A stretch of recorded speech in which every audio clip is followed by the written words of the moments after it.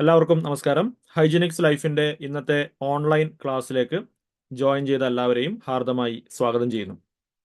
ഇന്നത്തെ ക്ലാസ് വളരെ സ്പെഷ്യൽ ആയിട്ടുള്ള ഒന്നാണ്. കാരണം കുറേ കാലമായിട്ട് ആളുകൾ ആവശ്യപ്പെടുന്ന എല്ലാ ആളുകളുടെയും പ്രധാനപ്പെട്ട ഒരു കൺസേൺ ആയിട്ടുള്ള ഒരു വിഷയമാണ് ഇന്ന് നമ്മൾ സംസാരിക്കുന്നത്. പ്രമേഹം അഥവാ ടൈപ്പ് 2 ഡയബറ്റീസ് എന്ന പ്രമേഹത്തെ കുറിച്ചിട്ടാണ് നമ്മൾ സംസാരിക്കുന്നത്. ടൈപ്പ് 1 ഡയബറ്റീസ് എന്ന് പറഞ്ഞിട്ട് വേറൊരു പ്രമേഹമുണ്ട്. അത് നമ്മുടെ ശരീരത്തിൽ ആവശ്യത്തിന് ഇൻസുലിൻ ഇല്ലാതിരിക്കുന്ന ഒരവസ്ഥ ഉള്ള പ്രമേഹത്തെയാണ് നമ്മൾ ടൈപ്പ് 1 ഡയബറ്റീസ് എന്ന് പറയുന്നത്. ഓക്കെ, അതിന് ഒരുപാട് കാരണങ്ങളുണ്ട്. അതിന്റെ ചികിത്സ, അതിന്റെ രീതികളൊക്കെ തീർത്തും വ്യത്യസ്തമായിട്ടുള്ള സംഭവമാണ്. നമ്മൾ സംസാരിക്കുന്നത് ടൈപ്പ് 2 ഡയബറ്റീസ് എന്ന് പറയുന്ന ഒരു സംഭവമാണ്. സമൂഹത്തിൽ 95% മേലെ പ്രമേഹ രോഗികളെ എടുത്തു കഴിഞ്ഞാൽ അതിൽ 95%, 100 പ്രമേഹ രോഗികളെ എടുത്തു കഴിഞ്ഞാൽ അതിൽ 95% മേലെ, ഒരുപക്ഷെ 98% തന്നെ പ്രമേഹ രോഗികൾ ഈ ടൈപ്പ് 2 ഡയബറ്റീസ് എന്ന് പറയുന്ന പ്രമേഹ രോഗികളാണ്. ടൈപ്പ് 2 ഡയബറ്റീസ് എന്ന് പറയുന്നതാണ് നമ്മുടെ ജീവിതശൈലി രോഗമായ പ്രമേഹം എന്ന് നമുക്ക് വേണമെങ്കിൽ പറയാവുന്നത്. ഓക്കെ, അപ്പോൾ ടൈപ്പ് 2 ഡയബറ്റീസ് എന്ന് പറയുന്ന ഈ പ്രമേഹം നമ്മുടെ സമൂഹത്തിൽ വളരെ വ്യാപകമാണ്. ഓരോ വീടുകളും എടുത്തു കഴിഞ്ഞാൽ മിക്കവാറും ഒരു പ്രമേഹ രോഗി ഒരു വീട്ടിൽ ഉണ്ടാകും എന്നുള്ളതാണ് ഏകദേശ കണക്ക്. ഇനി ഈ പ്രമേഹം ഒരു പക്ഷേ നിങ്ങൾ ഡയഗ്നോസ് ചെയ്തിട്ടുണ്ടാവില്ല എന്നുള്ള ഒരു കാര്യം മാത്രമായിരിക്കും അവിടെ ഉണ്ടാകുക. പലപ്പോഴും ആളുകൾ ഡയഗ്നോസ് ചെയ്യാൻ ഒരുപാട് കാലമൊക്കെ കഴിഞ്ഞിട്ടാണ് ആളുകൾ ഇത് ടെസ്റ്റ് ചെയ്തിട്ട് ഞാൻ പ്രമേഹ രോഗിയാണെന്ന് സ്വയം തിരിച്ചറിയുന്നത്. ഓക്കെ, അപ്പോൾ ഇനിയല്ല, നിങ്ങൾ പ്രമേഹത്തിന്റെ പിടിയിലേക്ക് ഇതുവരെ എത്തിയില്ലെങ്കിലും ചിലപ്പോൾ പ്രീ ഡയബറ്റിക് സ്റ്റേജിലായിരിക്കും ഉണ്ടാവുക. പ്രീ ഡയബറ്റിക് സ്റ്റേജ് എന്ന് പറഞ്ഞു കഴിഞ്ഞാൽ നിങ്ങളുടെ ഫാസ്റ്റിംഗ് ഷുഗർ നോക്കിക്കഴിഞ്ഞാൽ ഒരു 110 അല്ലെങ്കിൽ 110-നും 125-നൊക്കെ ഇടയിലുള്ള ഒരു അവസ്ഥ എന്ന് വേണമെങ്കിൽ പറയാം. ഓക്കെ, അതൊരു പ്രീ ഡയബറ്റിക് സ്റ്റേജ് ആണെന്ന് പറയാം. അപ്പോൾ പ്രീ ഡയബറ്റിസ് എന്ന് പറഞ്ഞു കഴിഞ്ഞാൽ നിങ്ങൾ ഇപ്പോൾ പ്രമേഹ രോഗിയാണെന്ന് നമുക്ക് പൂർണ്ണമായിട്ട് പറയാൻ പറ്റില്ല. പക്ഷേ നിങ്ങൾ ഇന്നത്തെ ജീവിത രീതിയും ഭക്ഷണ രീതിയും തന്നെ തുടരുകയാണെങ്കിൽ നിങ്ങൾ വളരെ അടുത്ത കാലത്ത് തന്നെ പ്രമേഹ രോഗം എന്ന് പറയുന്ന ഒരു അവസ്ഥയിലേക്ക് എത്താനുള്ള ഒരു സ്റ്റേജിലാണ് ഉള്ളത് എന്ന് പറയുന്നത്. ഇപ്പൊ കേരളത്തിലെ മിക്കവാറും ആൾക്കാർ എടുത്തു കഴിഞ്ഞാൽ, പ്രമേഹ രോഗികൾ ഇതുവരെ ആയിട്ടില്ലാത്ത ആളുകളെ പോലും എടുത്തു കഴിഞ്ഞാൽ മിക്കവാറും ആളുകൾ പ്രീ ഡയബറ്റിക് സ്റ്റേജിലായിരിക്കും എന്നുള്ളതാണ്. ഇനി പ്രീ ഡയബറ്റിക് സ്റ്റേജിന് കുറച്ച് പുറകിലുള്ള ആൾക്കാരും നാളെ പ്രീ ഡയബറ്റിക് സ്റ്റേജിലേക്കും പിന്നീട് ഡയബറ്റിക് സ്റ്റേജിലേക്കും വരാൻ സാധ്യതയുള്ള ആളുകളുമാണ്. കാരണം ഈ ടൈപ്പ് 2 ഡയബറ്റീസ് എന്ന് പറയുന്ന ഈ പ്രമേഹത്തിന്റെ കാരണം ഈ കാർബോഹൈഡ്രേറ്റ് മെറ്റബോളിസം ഡിസ്ഫങ്ഷൻ. കാർബോഹൈഡ്രേറ്റിനെ നമ്മുടെ ശരീരത്തിന് ഉപയോഗിക്കാൻ കഴിയുന്ന ഒരു രീതിയുണ്ട്, അല്ലെ ഉപയോഗിക്കുന്ന ഒരു രീതിയുണ്ട്. ആ രീതിയിൽ വന്നിട്ടുള്ള ചില അപാകതകൾ, തകരാറുകളാണ് ഈ ടൈപ്പ് 2 ഡയബറ്റീസ് എന്ന് പറയുന്നത്. കൃത്യമായിട്ട് മനസ്സിലാക്കുക, ടൈപ്പ് 2 ഡയബറ്റീസ് എന്ന് പറഞ്ഞു കഴിഞ്ഞാൽ നിങ്ങളുടെ ശരീരത്തിൽ 100 ട്രില്യൺ കോശങ്ങളുണ്ട് ഏകദേശം മനുഷ്യ ശരീരത്തിൽ. ഓക്കെ, നമ്മുടെ ശരീരത്തിൽ നിന്ന് അറിയാം, നിങ്ങൾക്കറിയാം, കോശങ്ങളാണ്. നമ്മുടെ അവയവങ്ങളൊക്കെ നിർമ്മിച്ചിരിക്കുന്നതിന്റെ അടിസ്ഥാന യൂണിറ്റ് കോശങ്ങൾ എന്ന് പറയും, സെൽസ്. അപ്പൊ ആ കോശങ്ങളുടെ ഉള്ളിൽ നടക്കുന്ന ഒരു പ്രധാനപ്പെട്ട പ്രക്രിയയാണ് കാർബോഹൈഡ്രേറ്റ് മെറ്റബോളിസം. അതായത് നമ്മൾ കഴിക്കുന്ന ഭക്ഷണത്തിലെ കാർബോഹൈഡ്രേറ്റിനെ ഊർജമാക്കി മാറ്റുന്ന ഒരു പ്രക്രിയ. ഓക്കെ, ആ ഊർജമാക്കി മാറ്റുന്ന പ്രക്രിയ, ആ കാർബോഹൈഡ്രേറ്റ് ദഹിച്ച് അതിന്റെ ഏറ്റവും അടിസ്ഥാന ഘടകമായിട്ടുള്ള ഗ്ലൂക്കോസ് ആയിട്ട് മാറി ആ ഗ്ലൂക്കോസ് നമ്മുടെ രക്തത്തിലേക്ക് എത്തി ആ രക്തത്തിലേക്ക് എത്തുന്ന ഗ്ലൂക്കോസിനെ കോശങ്ങളിലേക്ക് പ്രവേശിപ്പിക്കുന്ന ഒരു പരിപാടിയുണ്ട്. അതിനു വേണ്ടിയിട്ട് നമ്മുടെ ശരീരത്തിൽ ഇൻസുലിൻ എന്ന് പറഞ്ഞിട്ടുള്ള ഒരു ഹോർമോൺ ഉണ്ട്. നിങ്ങൾക്കറിയാം, നമ്മുടെ പാൻക്രിയാസ് എന്ന ഗ്രന്ഥി ഉൽപ്പാദിപ്പിക്കുന്ന ഇൻസുലിൻ എന്ന് പറയുന്ന ഒരു ഹോർമോൺ ഉണ്ട്. ആ ഇൻസുലിന്റെ സഹായത്തോടു കൂടിയാണ് ഗ്ലൂക്കോസിനെ കോശങ്ങളുടെ ഉള്ളിലേക്ക് പ്രവേശിപ്പിക്കുന്നത്. അപ്പോ നമ്മുടെ ശരീരത്തിൽ വരുന്ന ഒരു അവസ്ഥയുണ്ട്, ഇൻസുലിൻ റെസിസ്റ്റൻസ് എന്ന് പറയുന്ന ഒരു അവസ്ഥയുണ്ട്. ആ ഇൻസുലിൻ റെസിസ്റ്റൻസിന് ഒരുപാട് കാരണങ്ങളുണ്ട്. ആ ഇൻസുലിൻ റെസിസ്റ്റൻസ് ഉണ്ട്, അതായത് കോശങ്ങൾക്ക് ഇൻസുലിന്റെ പ്രവർത്തനക്ഷമത, കോശങ്ങളുടെ മേലെ ഇൻസുലിന്റെ പ്രവർത്തനക്ഷമത കുറയുന്ന ഒരു അവസ്ഥ, അതിനെയാണ് ഇൻസുലിൻ റെസിസ്റ്റൻസ് എന്ന് പറയുന്നത്. ഇൻസുലിനോട് കോശങ്ങൾക്ക് ഒരു പ്രതിരോധം ഉണ്ടാവുക എന്നുള്ള കാര്യം. കാരണം ഇൻസുലിൻ എന്ന് പറയുന്നത് ഒരു താക്കോലാണെന്ന് വേണമെങ്കിൽ പറയാം. ഓരോ കോശങ്ങളെയും പുറത്തു നിന്ന് അതിന്റെ പൂട്ട് തുറന്നു കൊടുത്ത് ഗ്ലൂക്കോസിനെ ഉള്ളിലേക്ക് കയറ്റിവിടുന്ന ഒരു താക്കോൽ, ഒരു കീ ആണ് ആക്ച്വലി ഇൻസുലിൻ. ഓക്കെ, അപ്പോൾ വേണമെങ്കിൽ ആ കോശങ്ങളുടെ പുറത്തുള്ള പൂട്ടിനെ നമുക്ക് വേണമെങ്കിൽ ഇൻസുലിൻ റിസപ്റ്റേഴ്സ് എന്ന് വിളിക്കും. അപ്പൊ ആ ഇൻസുലിൻ റിസപ്റ്റേഴ്സിന്റെ മേലെ പ്രവർത്തിച്ച് ആ ലോക്ക് തുറന്ന് ഗ്ലൂക്കോസിനെ ഉള്ളിലേക്ക് കയറ്റിവിടുന്ന ഒരു പ്രക്രിയ നമ്മുടെ ശരീരത്തിൽ നിരന്തരമായിട്ട് നടക്കുന്നുണ്ട്. അത് കൃത്യമായിട്ട് നടക്കാതെ വരുന്ന ഒരവസ്ഥ, അതാണ് ശരിക്ക് ടൈപ്പ് 2 ഡയബറ്റീസ് എന്ന് പറയുന്നത്. അതായത് നമ്മുടെ ശരീരത്തിൽ നമ്മൾ നിരന്തരമായിട്ട് കാർബോഹൈഡ്രേറ്റ് കഴിക്കുന്നുണ്ട്, ഭക്ഷണമൊക്കെ കഴിക്കുന്നുണ്ട്, രക്തത്തിലേക്ക് ഗ്ലൂക്കോസ് എത്തുന്നുണ്ടാവും ഒരു പരിധിവരെ അല്ല, നല്ലതായിട്ട് തന്നെ രക്തത്തിലേക്ക് ഗ്ലൂക്കോസ് എത്തുന്നുണ്ടാവും. പക്ഷേ ആ ഗ്ലൂക്കോസ്, രക്തത്തിലെത്തുന്ന ഗ്ലൂക്കോസ് കോശങ്ങളുടെ ഉള്ളിലേക്ക് കൃത്യമായി പ്രവേശിപ്പിക്കാൻ കഴിയാതിരിക്കുന്ന ഒരവസ്ഥ. അപ്പോൾ രക്തത്തിൽ ഗ്ലൂക്കോസ് കെട്ടി നിൽക്കുന്ന ഒരവസ്ഥ വരിക, അല്ലെങ്കിൽ അമിതമായ അളവിൽ ഗ്ലൂക്കോസ് നിൽക്കുന്ന ഒരവസ്ഥ വരിക. ഓക്കെ, അപ്പൊ അതിനെ നമ്മൾ ടൈപ്പ് 2 ഡയബറ്റിസ് എന്ന് വിളിക്കുന്നത്. അപ്പോൾ ഇത് വലിയൊരു ദീർഘകാലത്തെ ഒരു പ്രശ്നത്തിന്റെ ഭാഗമായിട്ടാണ്, പെട്ടെന്നൊരു ദിവസം സംഭവിക്കുന്ന ഒരു കാര്യമല്ല ഇത്. എല്ലാവരും മനസ്സിലാക്കുക, ഡയബറ്റീസ് എന്ന് പറയുന്നത് പെട്ടെന്നൊരു ദിവസം ശരീരത്തിൽ ഉണ്ടാകുന്ന ഒരു അവസ്ഥയേ അല്ല. നമ്മളിപ്പോൾ ഒരാളോട് ചോദിക്കുകയാണ്, നിങ്ങൾ ഡയബറ്റീസ് രോഗിയായിട്ടല്ലേ, പ്രമേഹ രോഗിയായിട്ട് എത്ര കാലമായി എന്ന് ചോദിക്കുമ്പോൾ ചില ആൾക്കാർ പറയും, ഞാൻ 5 വർഷമായി പ്രമേഹ രോഗിയായിട്ട്. ഇപ്പൊ എത്ര വയസ്സ്? 50 വയസ്സായി. 45-ാമത്തെ വയസ്സിലാണ് എനിക്ക് പ്രമേഹം വന്നത്, 5 വർഷമായിട്ട് പ്രമേഹ രോഗിയാണെന്ന് പറയും. അപ്പോൾ അവരുടെ ശരിക്കും പറഞ്ഞാൽ അവരുടെ 45-ാമത്തെ വയസ്സിൽ അവർ പ്രമേഹം ഡയഗ്നോസ് ചെയ്ത ദിവസമാണോ അവർ പ്രമേഹ രോഗിയായതെന്ന് ചോദിച്ചു കഴിഞ്ഞാൽ അല്ല. ചിലപ്പോൾ ഡയഗ്നോസ് ചെയ്യാൻ ലേറ്റ് ആയിട്ടുണ്ടാവും, ശരിയായിരിക്കാം. 42-ോ 43-ാമത്തെ വയസ്സിൽ ചിലപ്പോൾ ഡയഗ്നോസ് ചെയ്യേണ്ടതായിരിക്കാം. അത് 45-ാമത്തെ വയസ്സിലാണ് ഡയഗ്നോസ് ചെയ്തത്. പക്ഷേ അപ്പോൾ പോലും 42-ാമത്തെ വയസ്സിൽ പോലും അല്ല അവർക്ക് പ്രമേഹം വന്നിട്ടുള്ളത്. പ്രമേഹം അതിനേക്കാൾ മുന്നേ തന്നെ അവരുടെ ശരീരത്തിൽ ഉണ്ടായി തുടങ്ങിയിട്ടുണ്ട്. അതൊരു വികാസ പരിണാമ പ്രക്രിയയിലായിരുന്നു. അതിന്റെ ലക്ഷണം മാനിഫെസ്റ്റ് ചെയ്തത് മാത്രമായിരിക്കും അവരുടെ ശരീരത്തിൽ 42-ാമത്തെയോ 43-ാമത്തെയോ വയസ്സിൽ. അതിനേക്കാൾ എത്രയോ വർഷങ്ങൾക്ക് മുന്നേ ശരീരകോശങ്ങളിൽ ഈ പ്രമേഹം എന്ന് പറയുന്ന അവസ്ഥ, കാർബോഹൈഡ്രേറ്റ് മെറ്റബോളിസം ഡിസ്ഫങ്ഷൻ ആരംഭിച്ചിട്ടുണ്ട്. അത് നമ്മുടെ ശരീരത്തിൽ ഒരു സിസ്റ്റമിക് ആയിട്ട്, അതായത് മൊത്തത്തിലുള്ള ഒരു രോഗലക്ഷണമായിട്ട് വരാൻ വേണ്ടിയിട്ട് ഇത്രയും കാലം പിന്നെയും എടുക്കുന്നുള്ളതാണ്. അതായത് നമ്മൾ എപ്പോഴാണോ നമ്മുടെ ശരീരത്തിൽ ആവശ്യത്തിന് വ്യായാമം ഇല്ലാതെ തുടങ്ങിയത്, എപ്പോഴാണോ നമ്മുടെ ഭക്ഷണ രീതിയിൽ മാറ്റങ്ങൾ വന്നിട്ട് ശരീരത്തിൽ അമിതമായിട്ട് കാർബോഹൈഡ്രേറ്റ് എത്തുന്ന ഒരു അവസ്ഥ, അതുപോലെ തന്നെ ആ കാർബോഹൈഡ്രേറ്റിനെ ശരിയായ രീതിയിൽ ഉപയോഗിക്കാനുള്ള മറ്റ് ന്യൂട്രിയൻസ് ശരീരത്തിലേക്ക് എത്താത്ത അവസ്ഥ ഒക്കെ കൊണ്ട് കാർബോഹൈഡ്രേറ്റിനെ ശരീരത്തിന് ശരിയായ രീതിയിൽ ഉപയോഗിക്കാൻ പറ്റാത്തത്, ഈ പോയിന്റ് മുതൽ നമ്മുടെ ശരീരത്തിൽ പ്രമേഹത്തിന്റെ ആരംഭം കുറിച്ചു എന്ന് വേണമെങ്കിൽ പറയാം. അതൊരു പക്ഷേ ഒരാൾ 15-ാമത്തെ വയസ്സിലാവാം, 18-ാമത്തെ വയസ്സിലാവാം, 20-ാമത്തെ വയസ്സിലൊക്കെ ആവാം ഇതിന്റെ തുടക്കം എന്ന് പറയുന്നത്, അല്ലെങ്കിൽ അതിനേക്കാൾ മുന്നേ ആവാം. ഓക്കെ, ഒരുപാട് കാർബോഹൈഡ്രേറ്റ് മാത്രം ശരീരത്തിലേക്ക് എത്തുകയും ആ കാർബോഹൈഡ്രേറ്റിനെ ശരിയായ രീതിയിൽ ഉപയോഗിച്ച് തീർക്കാനുള്ള ഒരു എനർജി എക്സ്പെൻഡിച്ചർ, അതായത് നമ്മുടെ ഒരു ഊർജത്തിന്റെ വ്യയം, നമ്മുടെ ശരീരത്തിലേക്ക് എത്തുന്ന ഊർജം നമ്മുടെ മസിൽസിലൂടെയൊക്കെ ചെലവഴിക്കേണ്ടതുണ്ട്. ചെലവഴിച്ചില്ല എങ്കിൽ അത് ശരീരത്തിൽ കൊഴുപ്പായിട്ട്, അമിതമായിട്ടുള്ള കൊഴുപ്പായിട്ട് അടിഞ്ഞുകൂടും. ആ കൊഴുപ്പാണ് പലപ്പോഴും ഇൻസുലിൻ റെസിസ്റ്റൻസ് എന്ന് പറയുന്നതിന്റെ ഒരു പ്രധാനപ്പെട്ട കാരണം. ശരീരത്തിൽ അമിതമായിട്ട് ഉണ്ടാകുന്ന എത്തുന്ന കൊഴുപ്പ്.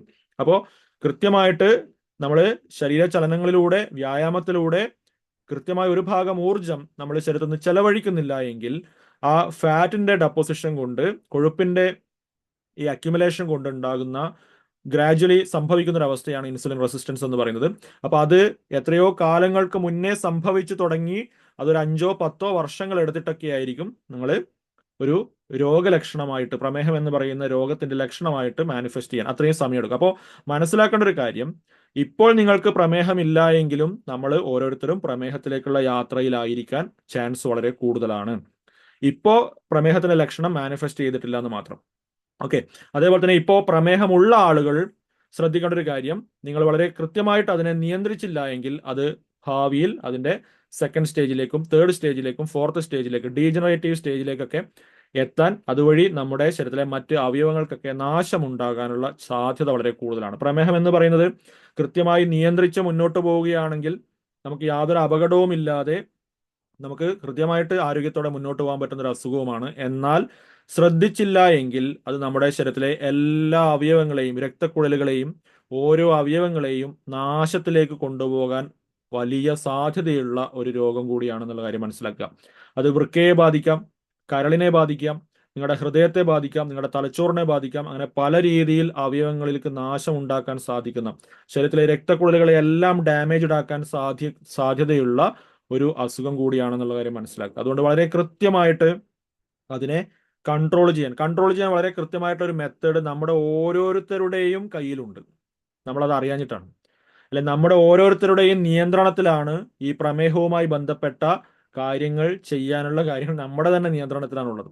ഒരു ഡോക്ടറുടെ കയ്യിലോ അല്ലെങ്കിൽ ഒരു എക്സ്പെർട്ടിന്റെ കയ്യിലോ അല്ലെങ്കിൽ വേറെ ഏതെങ്കിലും കമ്പനി ഇറക്കുന്ന ഒരു ഉൽപ്പന്നത്തിന്റെ മുകളിലോ അല്ല പ്രമേഹ നിയന്ത്രണത്തിൽ, അല്ലെങ്കിൽ ഏതെങ്കിലും കമ്പനി ഇറക്കുന്ന മരുന്നുകളിലോ അല്ലെങ്കിൽ ആരെങ്കിലും കയ്യിൽ സൂക്ഷിക്കുന്ന ഒരു ഒറ്റമൂലിയുടെ അറിവിലോ ഒന്നുമല്ല പ്രമേഹത്തിന്റെ നിയന്ത്രണം കിടക്കുന്നത്. പ്രമേഹത്തിന്റെ നിയന്ത്രണം കിടക്കുന്നത് നമ്മുടെ ഓരോരുത്തരുടെയും കയ്യിലാണ്. അത് നമ്മുടെ ജീവിത ശൈലിയും നമ്മുടെ ഭക്ഷണ രീതിയും നമ്മൾ ജീവിക്കുന്ന പരിസ്ഥിതിയും അങ്ങനെയുള്ള ചില ഘടകങ്ങൾ മാത്രമാണ്. ഓക്കെ, ഞാൻ അതിന്റെ ഡീറ്റെയിൽസിലേക്ക്, മരുന്നുകൾ ഉപയോഗിച്ചിട്ട് അല്ലെങ്കിൽ ഒറ്റമൂലികൾ ഉപയോഗിച്ചിട്ടൊക്കെ പ്രമേഹം നിയന്ത്രിക്കാൻ ശ്രമിക്കുന്നതിന്റെ അപകടങ്ങളെ കുറിച്ചിട്ടൊക്കെ ഞാൻ അടുത്ത സെഷനിൽ പറയാം. എനിക്ക് ആദ്യമായിട്ട് പറയാനുള്ളൊരു കാര്യം ഞാൻ പറഞ്ഞു, നിങ്ങളുടെ ഈ ക്ലാസ് അനൗൺസ് ചെയ്യുമ്പോൾ ഞാൻ പറഞ്ഞ 5 ഭാഗങ്ങളുണ്ട്. അതിൽ ഒന്നാമത്തെ ഭാഗമാണ് എന്താണ് പ്രമേഹം എന്ന് പറയുന്ന അസുഖം. അത് നമ്മുടെ ശരീരത്തിൽ നടക്കുന്ന ഓരോ കോശങ്ങളിലും നടക്കുന്ന മെറ്റബോളിസം എന്ന് പറയുന്ന ഒരു ഉപാപചയ പ്രവർത്തനമുണ്ട്. നമ്മുടെ ശരീരത്തിൽ ഊർജം ഉണ്ടാക്കുന്നത് ആ ഉപാപചയ പ്രവർത്തനമാണ്. നമ്മുടെ ശരീരത്തിലെ ഓരോ പ്രവൃത്തികളും നടക്കുന്നത് ആ ഉപാപചയ പ്രവർത്തനത്തിന്റെ ഭാഗമായിട്ടാണ്. അതിൽ ഏറ്റവും പ്രധാനപ്പെട്ട ഒരു ഉപാപചയ പ്രവർത്തനമാണ് കാർബോഹൈഡ്രേറ്റ് എന്ന് പറയുന്ന നമ്മൾ കഴിക്കുന്ന ഭക്ഷണത്തിലെ പോഷക ഘടകത്തെ ഉപയോഗിച്ചുകൊണ്ട് ശരീരത്തിൽ ഉണ്ടാക്കിയെടുക്കുന്ന ഊർജം ഉണ്ടാക്കുന്ന പ്രക്രിയ. ഓക്കെ, അപ്പോൾ അതിന്റെ പ്രക്രിയയിൽ വരുന്ന തകരാറാണ് ഈ പ്രമേഹം, ടൈപ്പ് 2 ഡയബറ്റീസ് എന്ന് പറയുന്നത്. ഇത് കൃത്യമായിട്ട് മനസ്സിലാക്കുക. ഓക്കെ, ആ ഉപാപചയ പ്രവർത്തനത്തെ സ്വാധീനിക്കുന്ന ഘടകങ്ങളാണ് നിങ്ങളുടെ പ്രമേഹത്തിന് കാരണമാകുന്നത്. ആ ഉപാപചയ പ്രവർത്തനങ്ങളെ സ്വാധീനിക്കുന്ന ഘടകങ്ങളെ തിരുത്തിക്കൊണ്ട് മാത്രമേ നിങ്ങൾക്ക് നിങ്ങളുടെ പ്രമേഹത്തെ നിയന്ത്രിക്കാനോ റിവേഴ്സ് ചെയ്യാനോ സാധിക്കുകയുമുള്ളൂ എന്നുള്ള കാര്യം തിരിച്ചറിയാം. അതായത് നമ്മുടെ ശരീരകോശങ്ങളിൽ നടക്കുന്ന ആ ഉപാപചയ പ്രവർത്തനങ്ങളിലേക്ക് യാതൊരു തരത്തിലുള്ള സ്വാധീനവുമില്ലാത്ത ഒരു കാര്യത്തിനും നിങ്ങളുടെ പ്രമേഹത്തെ നിയന്ത്രിക്കാനോ പ്രമേഹത്തെ മാറ്റിയെടുക്കാനോ സാധിക്കില്ല എന്നുള്ള കാര്യം തിരിച്ചറിയാം. പലപ്പോഴും നമ്മൾ ഏതെങ്കിലുമൊക്കെ ഒരു ഒറ്റമൂലി കഴിച്ചാൽ, ഏതെങ്കിലും ഒരു പച്ചമരുന്ന് കഴിച്ചാൽ ഉടനടി നമ്മുടെ പ്രമേഹത്തെ അങ്ങ് മാറ്റിക്കളയാം എന്നുള്ള ഒരു വലിയ തെറ്റിദ്ധാരണ. അതുപോലെ തന്നെ ഈവൻ മോഡേൺ മെഡിസിന്റെ മരുന്നുകൾ പോലും നിങ്ങളുടെ ഈ പ്രമേഹത്തെ താൽക്കാലികമായിട്ട് നിയന്ത്രിച്ചു നിർത്താനുള്ള ഒരു സാധനം. ആകെ നമുക്ക് പ്രമേഹത്തെ നിയന്ത്രിക്കാനോ പിന്നെ നിയന്ത്രിച്ച് മുന്നോട്ട് പോകാൻ ഒരേ ഒരു സാധ്യത സയന്റിഫിക് ആയിട്ടുള്ള ഒരു എവിഡൻസ് ബേസ്ഡ് ആയിട്ടുള്ള ഒരു സാധനം ഉള്ളത് മോഡേൺ മെഡിസിൻ എന്ന് പറയുന്ന ഈ ആധുനിക വൈദ്യത്തിന്റെ കയ്യിലുള്ള മരുന്നുകളും ഇൻസുലിൻ പോലെയുള്ള സാധനങ്ങളുമാണ്.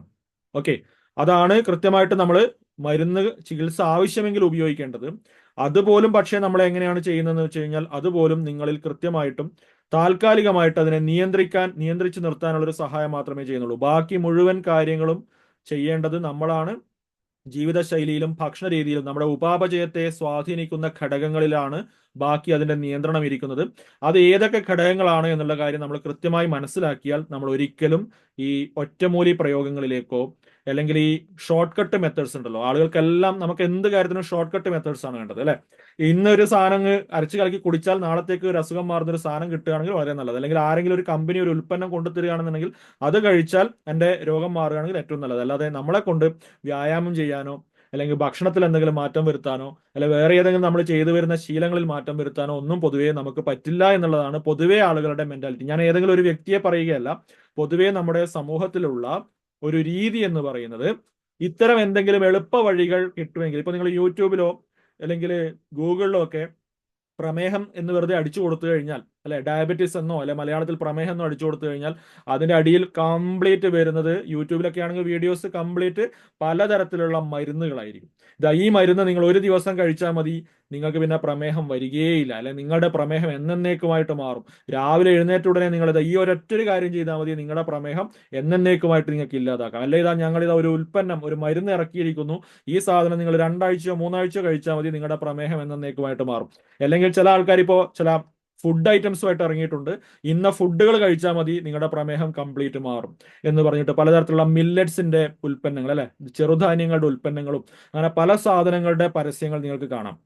മില്ലറ്റ്സ് എന്ന് പറയുന്നത് ഗ്ലിസമിക് ഇൻഡെക്സ് കുറച്ച് കുറഞ്ഞ ഒരു ഫുഡാണ് എന്നുള്ള കാര്യത്തിൽ ഓക്കെ, അത് പ്രമേഹത്തെ നിയന്ത്രിക്കാൻ ചെറിയ രീതിയിൽ നമ്മളെ സഹായിക്കും. നമ്മുടെ ജീവിതശൈലിയും ഒക്കെ അതിനനുസരിച്ചിട്ട് രൂപപ്പെടുത്തുകയും മാത്രമല്ല ഭക്ഷണം തന്നെ കേവലം മില്ലറ്റ്സ് കഴിച്ചിട്ട് മാത്രം മുന്നോട്ട് പോകുക എന്നുള്ളതല്ല, ഭക്ഷണത്തിൽ ബാലൻസ് കൊണ്ടുവരികയും അതിന്റെ കൂടെ മില്ലറ്റ്സ് ഉപയോഗിക്കുകയും ചെയ്തു കഴിഞ്ഞാൽ, വെളുത്ത അരിക്ക് പകരം മില്ലറ്റ്സ് ഉപയോഗിച്ചു കഴിഞ്ഞാൽ നിങ്ങൾക്ക് കുറച്ച് ഹെൽപ്ഫുൾ ആണ്. അല്ലാതെ മില്ലറ്റ്സ് നിങ്ങളുടെ ഡയബറ്റിസ് മാറ്റില്ല. ഒരു മില്ലറ്റും നിങ്ങളുടെ ഡയബറ്റിസ് മാറ്റില്ല, അല്ലെ അത്തരത്തിലുള്ള ഒരു ഫുഡ് പ്രൊഡക്ട്സും നിങ്ങളുടെ ഡയബറ്റിസ് മാറ്റില്ല. ഞാൻ മരുന്നുകൾ മാത്രമല്ല പറയുന്നത്, ഒരു തരത്തിലുള്ള ഫുഡ് പ്രൊഡക്ട്സും നിങ്ങളുടെ ഡയബറ്റിസ് മാറ്റില്ല എന്നുള്ള കാര്യം തിരിച്ചറിയണം. ഓക്കെ, അപ്പോൾ ഏറ്റവും പ്രധാനപ്പെട്ട കാര്യം ഡയബറ്റിസിനെ നിങ്ങൾക്ക് പ്രതിരോധിക്കാനായാലും ഡയബറ്റിസിനെ നിങ്ങൾക്ക് നിയന്ത്രിക്കാനായാലും അതിനെ മാറ്റിയെടുക്കാനായാലും നിങ്ങളുടെ ഉപാപചയ പ്രവർത്തനത്തിൽ നേരിട്ട് സ്വാധീനമുള്ള ഒരു ഘടകത്തിന് മാത്രമേ നിങ്ങളുടെ ഡയബറ്റിസിൽ ഏതെങ്കിലും തരത്തിലുള്ള നിയന്ത്രണം കൊണ്ടുവരാൻ സാധിക്കുകയുള്ളൂ എന്നുള്ള കാര്യമാണ്. ഓക്കെ, അപ്പോൾ കാർബോഹൈഡ്രേറ്റ് മെറ്റബോളിസം ഡിസ്ഫങ്ഷൻ ആണ് പ്രമേഹം. അതിനെ മാറ്റിയെടുക്കാൻ ഞാൻ ഈ പറഞ്ഞ എളുപ്പ വഴികളോ ഷോർട്ട് കട്ട് മെത്തേഡ്സോ ഒറ്റമൂലികളോ ഒന്നും തന്നെ ഇല്ല എന്നുള്ളതാണ് ഒന്നാമത്തെ കാര്യം തിരിച്ചറിഞ്ഞത്. അപ്പൊ എന്താണ് പ്രമേഹം എന്നുള്ള കാര്യം ഞാൻ പറഞ്ഞു. അടുത്ത പോയിന്റ്, രണ്ടാമത്തെ ഭാഗം. ഓക്കെ, എല്ലാവരും എഴുതിയെടുക്കുന്നുണ്ടെന്ന് വിചാരിക്കുന്നു. കൃത്യമായിട്ട് എല്ലാവരും എഴുതിയെടുക്കുക. പറ്റുമെങ്കിൽ എല്ലാവരും ഒന്ന് ജസ്റ്റ് അവരുടെ വീഡിയോ ഒന്ന് ഇടയ്ക്കൊന്ന് ഓണാക്കുക. എനിക്ക് നിങ്ങളുടെ ഓരോരുത്തരുടെയും മുഖം കണ്ടുകൊണ്ട് സംസാരിക്കുകയാണെങ്കിൽ കുറച്ചും കൂടി നല്ലതായിരിക്കും. കാരണം ഇതൊരു ഓൺലൈൻ പ്രോഗ്രാം ആയതുകൊണ്ട് ഞാനിങ്ങനെ കമ്പ്യൂട്ടർ സ്ക്രീനും നോക്കിയിട്ട് സംസാരിക്കുമ്പോൾ കുറച്ച് പരിമിതികളുണ്ട്. അപ്പോൾ എല്ലാവരും ഒന്ന് ലൈവ് ആകുക. ഒന്ന് ജസ്റ്റ് പറ്റുന്നവരൊക്കെ ഒന്ന് സ്ക്രീൻ ഒന്ന് ഓണാക്കിയിട്ട് ഒന്ന് ജസ്റ്റ് നിങ്ങളുടെ മുഖം ഒന്ന് കാണിക്കുക. മാത്രമല്ല നിങ്ങൾ വളരെ ശ്രദ്ധയോടുകൂടി ഇരിക്കുക. പിന്നെ പറ്റുമെങ്കിൽ ഞാൻ ആദ്യമേ പറഞ്ഞതുപോലെ ഒരു നോട്ട് പുസ്തകം എടുത്തിട്ട് ഇരിക്കുക. ഒരു നോട്ട് പുസ്തകത്തിൽ ഞാൻ പറയുന്ന കാര്യങ്ങൾ കൃത്യമായിട്ട് എഴുതിയെടുക്കുക. ഓക്കെ, എന്നിട്ട് ഇതിന്റെ ഫോളോ അപ്പ് വേണ്ടവർക്ക്, ഇതിന്റെ ഫോളോ അപ്പ് ക്ലാസ്സുകളും കാര്യങ്ങളും വേണ്ടവർ എന്നെ ബന്ധപ്പെട്ട് കഴിഞ്ഞാൽ നമുക്കതിന്റെ പ്ലാനുകളുണ്ട്. അപ്പോൾ താല്പര്യമുള്ളവർക്ക് അത് നമ്മൾ ചെയ്തു കൊടുക്കുന്നതായിരിക്കും. ഞാൻ ഈ ക്ലാസ്സിൽ തന്നെ എല്ലാ കാര്യങ്ങളും കൃത്യമായിട്ട് പറയുന്നുണ്ട്. പിന്നീട് സപ്പോർട്ട് ആവശ്യമുള്ളവർക്ക് വേണമെങ്കിൽ പിന്നീട് നമ്മളെ ബന്ധപ്പെടാവുന്നതാണ്. ഓക്കെ, അപ്പോൾ ഇനി രണ്ടാമത്തെ കാര്യം, എന്താണ് പ്രമേഹത്തിന്റെ കാരണങ്ങൾ എന്നുള്ള കാര്യം. എന്താണ് പ്രമേഹം എന്ന് ഞാൻ പറഞ്ഞു. അതിനകത്ത് രണ്ടാമത്തെ ഭാഗമാണ് എന്താണ് പ്രമേഹത്തിന്റെ കാരണം. അപ്പോൾ പ്രമേഹം എന്ന് പറയുന്നത് കാർബോഹൈഡ്രേറ്റ് മെറ്റബോളിസം ഡിസ്ഫങ്ഷൻ ആണ്. അതിന്റെ അടിസ്ഥാന കാരണം ഇൻസുലിൻ റെസിസ്റ്റൻസ് ആണ്. ഞാൻ ടൈപ്പ് 2 ഡയബറ്റീസിനെ കുറിച്ചിട്ടാണ് പറയുന്നത് കേട്ടോ. ടൈപ്പ് 2 ഡയബറ്റീസ് എന്ന് തന്നെ എഴുതണം. ജീവിതശൈലി രോഗമായ ടൈപ്പ് 2 ഡയബറ്റീസ്.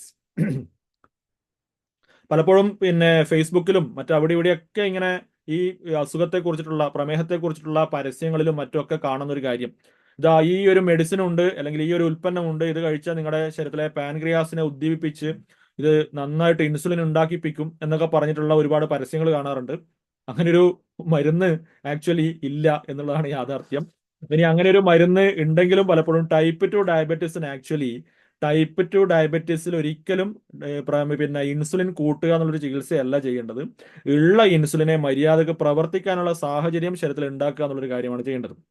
കാരണം നിങ്ങളുടെ ശരീരത്തിൽ ഓൾറെഡി ഇൻസുലിൻ ഉണ്ട്. ടൈപ്പ് 2 ഡയബറ്റീസിൽ ഇൻസുലിന്റെ യാതൊരു കുറവുമില്ല. ആക്ച്വലി ഇൻസുലിൻ വളരെ കൂടുതലാണ്. ഹൈപ്പർ ഇൻസുലിനീമിയ എന്ന് പറയുന്ന ഒരു അവസ്ഥയിലാണ് ഭൂരിഭാഗം ടൈപ്പ് 2 ഡയബറ്റീസ് രോഗികളുള്ളത്. അതായത് ശരീരത്തിൽ ആവശ്യത്തിലും കൂടുതൽ ഇൻസുലിൻ ഉണ്ട്. പക്ഷെ ആ ഇൻസുലിനെ ശരിയായ രീതിയിൽ പ്രവർത്തിക്കാൻ അനുകൂലമായിട്ടുള്ള സാഹചര്യമില്ല. അതിനെയാണ് നമ്മൾ ഇൻസുലിൻ റെസിസ്റ്റൻസ് എന്ന് പറയുന്നത്. ഓക്കെ, അപ്പൊ ആ ഇൻസുലിൻ റെസിസ്റ്റൻസ് ആണ് പ്രമേഹത്തിന്റെ അടിസ്ഥാനപരമായിട്ടുള്ള കാരണം. എന്നാൽ ഇൻസുലിൻ റെസിസ്റ്റൻസിലേക്ക് നയിക്കുന്ന കാര്യങ്ങൾ എന്തൊക്കെയാണ്? അതാണ് അതിന്റെ എല്ലാ കാരണങ്ങളിലും വരും. അപ്പോൾ ഇൻസുലിൻ റെസിസ്റ്റൻസ് ആണ് ടൈപ്പ് 2 ഡയബറ്റീസിന്റെ കാരണം. കൃത്യമായിട്ട് എഴുതി വെക്കുക. അടുത്ത പോയിന്റ്, ഇൻസുലിൻ റെസിസ്റ്റൻസിലേക്ക് നയിക്കുന്ന കാര്യങ്ങൾ എന്തൊക്കെയാണ് എന്നുള്ള കാര്യമാണ്. ഒന്ന്, ഏറ്റവും പ്രധാന വില്ലൻ ശരീരത്തിൽ അടിഞ്ഞുകൂടുന്ന കൊഴുപ്പ്. ശരീരത്തിൽ ആവശ്യത്തിൽ ഇപ്പൊ പിന്നെ മെലിഞ്ഞിരിക്കുന്ന ആൾക്കാരിലായാലും തടിച്ചിരിക്കുന്ന ആൾക്കാരിലായാലും എല്ലാം തന്നെ ശരീരത്തിൽ ആവശ്യത്തിലധികം കൊഴുപ്പുണ്ടാവും ഭൂരിഭാഗം ആൾക്കാരിലും. ഓക്കെ, ഇപ്പൊ മെലിഞ്ഞിരിക്കുന്ന ആൾക്കാരിൽ തന്നെ നിങ്ങൾ ഫാറ്റി ലിവർ പോയി ഡയഗ്നോസ് ചെയ്ത് കഴിഞ്ഞാൽ മിക്കവാറും ആൾക്കാർ ഫാറ്റി ലിവർ ഉണ്ടാവും. കാര്യമായിട്ട് വലിയ തടിയൊന്നും ഇല്ലാത്ത ആൾക്കാരിൽ പോലും. അതിന്റെ എല്ലാം കാരണം എന്താണ്? കരളിൽ കൊഴുപ്പടിഞ്ഞു കൂടുക എന്നുള്ള അവസ്ഥയാണ്. അത് കാരണം കൃത്യമായിട്ട് പിന്നെ നമ്മുടെ ജീവിത രീതിയിലെയും ഭക്ഷണ രീതിയിലൊക്കെ പല തെറ്റുകൾ കൊണ്ട് സ്വാഭാവികമായിട്ടും സംഭവിക്കുന്ന ഒരു കാര്യമാണത്. അപ്പോൾ മെലിഞ്ഞിരിക്കുന്ന ആൾക്കാരിൽ പോലും ആന്തരിക അവയവങ്ങൾക്ക് ചുറ്റും കൊഴുപ്പിന്റെ ഡെപ്പോസിറ്റ് ഉണ്ടാവും. അതുകൊണ്ട് നമ്മൾ തടിച്ചിരിക്കുന്ന ആൾക്കാരിൽ മാത്രമേ ഇത് ഉണ്ടാവുമെന്ന് വിചാരിക്കരുത്. മെലിഞ്ഞിരിക്കുന്ന ആൾക്കാരിലും ഉണ്ട് എന്നുള്ള കാര്യം തിരിച്ചറിയാം. അപ്പം ഈ ഇൻസുലിൻ റെസിസ്റ്റൻസിലേക്ക് നയിക്കുന്ന ഏറ്റവും പ്രധാനപ്പെട്ട കാരണം ഈ പറഞ്ഞ മാതിരി ശരീരത്തിൽ അമിതമായിട്ട് വരുന്ന കൊഴുപ്പാണ്. ഇനി ഈ അമിതമായിട്ട് എങ്ങനെയാണ് ശരീരത്തിൽ കൊഴുപ്പ് വരുന്നത് എന്നുള്ളൊരു കാര്യം. ഓക്കെ, അതിന്റെ പ്രോസസ്സ് കൃത്യമായിട്ട് മനസ്സിലാക്കുക. ബൈ സ്റ്റെപ്പ് ആയിട്ട് കൃത്യമായിട്ട് പ്രോസസ്സ് മനസ്സിലാക്കുക. എങ്ങനെയാണ്? ഒന്ന്, നിങ്ങൾ കഴിക്കുന്ന അമിതമായിട്ടുള്ള ഭക്ഷണത്തിലെ അമിതമായിട്ടുള്ള കലോറി. അതായത് ഒരു ദിവസം നിങ്ങളുടെ ശരീരത്തിന് എത്രയാണ് പിന്നെ ഊർജം വേണ്ടത് എന്നുള്ളതിന് ഒരു കണക്കുണ്ട്, അല്ലെ? ഇപ്പൊ നിങ്ങൾ ഒരു ദിവസം എത്ര ഫിസിക്കൽ ആക്ടിവിറ്റി ചെയ്യുന്നു, നിങ്ങൾ എന്തൊക്കെ വേറെ മെന്റൽ ആക്ടിവിറ്റികൾ ചെയ്യുന്നു എന്നുള്ളതിന് അനുസരിച്ചിട്ടാണ് ഒരു ദിവസം നിങ്ങളുടെ ശരീരത്തിന് ഊർജം ചെലവഴിക്കപ്പെടുക.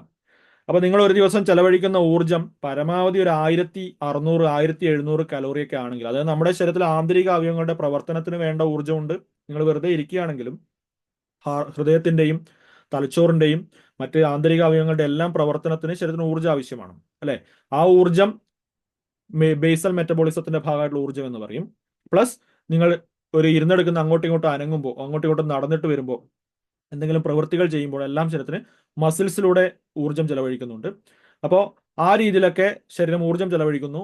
ഈ ഊർജ്ജം എന്ന് പറയുന്നത് നിങ്ങൾ ഒരു ദിവസം ടോട്ടൽ ഒരു 1600 1700 കിലോ കലോറി ആണെങ്കിൽ ഒരു ദിവസം. എന്നാൽ നിങ്ങൾ കഴിക്കുന്ന ഭക്ഷണത്തിലെ കലോറി 1700 മേലെയാണെങ്കിൽ, ഉദാഹരണം പറയുകയാണെങ്കിൽ ചിലപ്പോൾ 3 നേരവും വയറ് നിറച്ച് പിന്നെ ചോറും ഗോതമ്പ് ഭക്ഷണങ്ങളോ അങ്ങനെയൊക്കെ കഴിച്ചു കഴിഞ്ഞാൽ സ്വാഭാവികമായിട്ടും, അതുപോലെ തന്നെ പഞ്ചസാര ഉപയോഗിച്ച് കഴിഞ്ഞാൽ, പാൽ ഉപയോഗിച്ച് കഴിഞ്ഞാൽ ഒക്കെ, അതുപോലെ തന്നെ ഓയിൽ ഒരുപാടുള്ള ഫുഡുകൾ ഉപയോഗിച്ച് കഴിഞ്ഞാലൊക്കെ പലപ്പോഴും 2000 കലോറിയിലും മേലിലേക്ക് നമ്മുടെ ഭക്ഷണത്തിന്റെ കലോറി പോകും.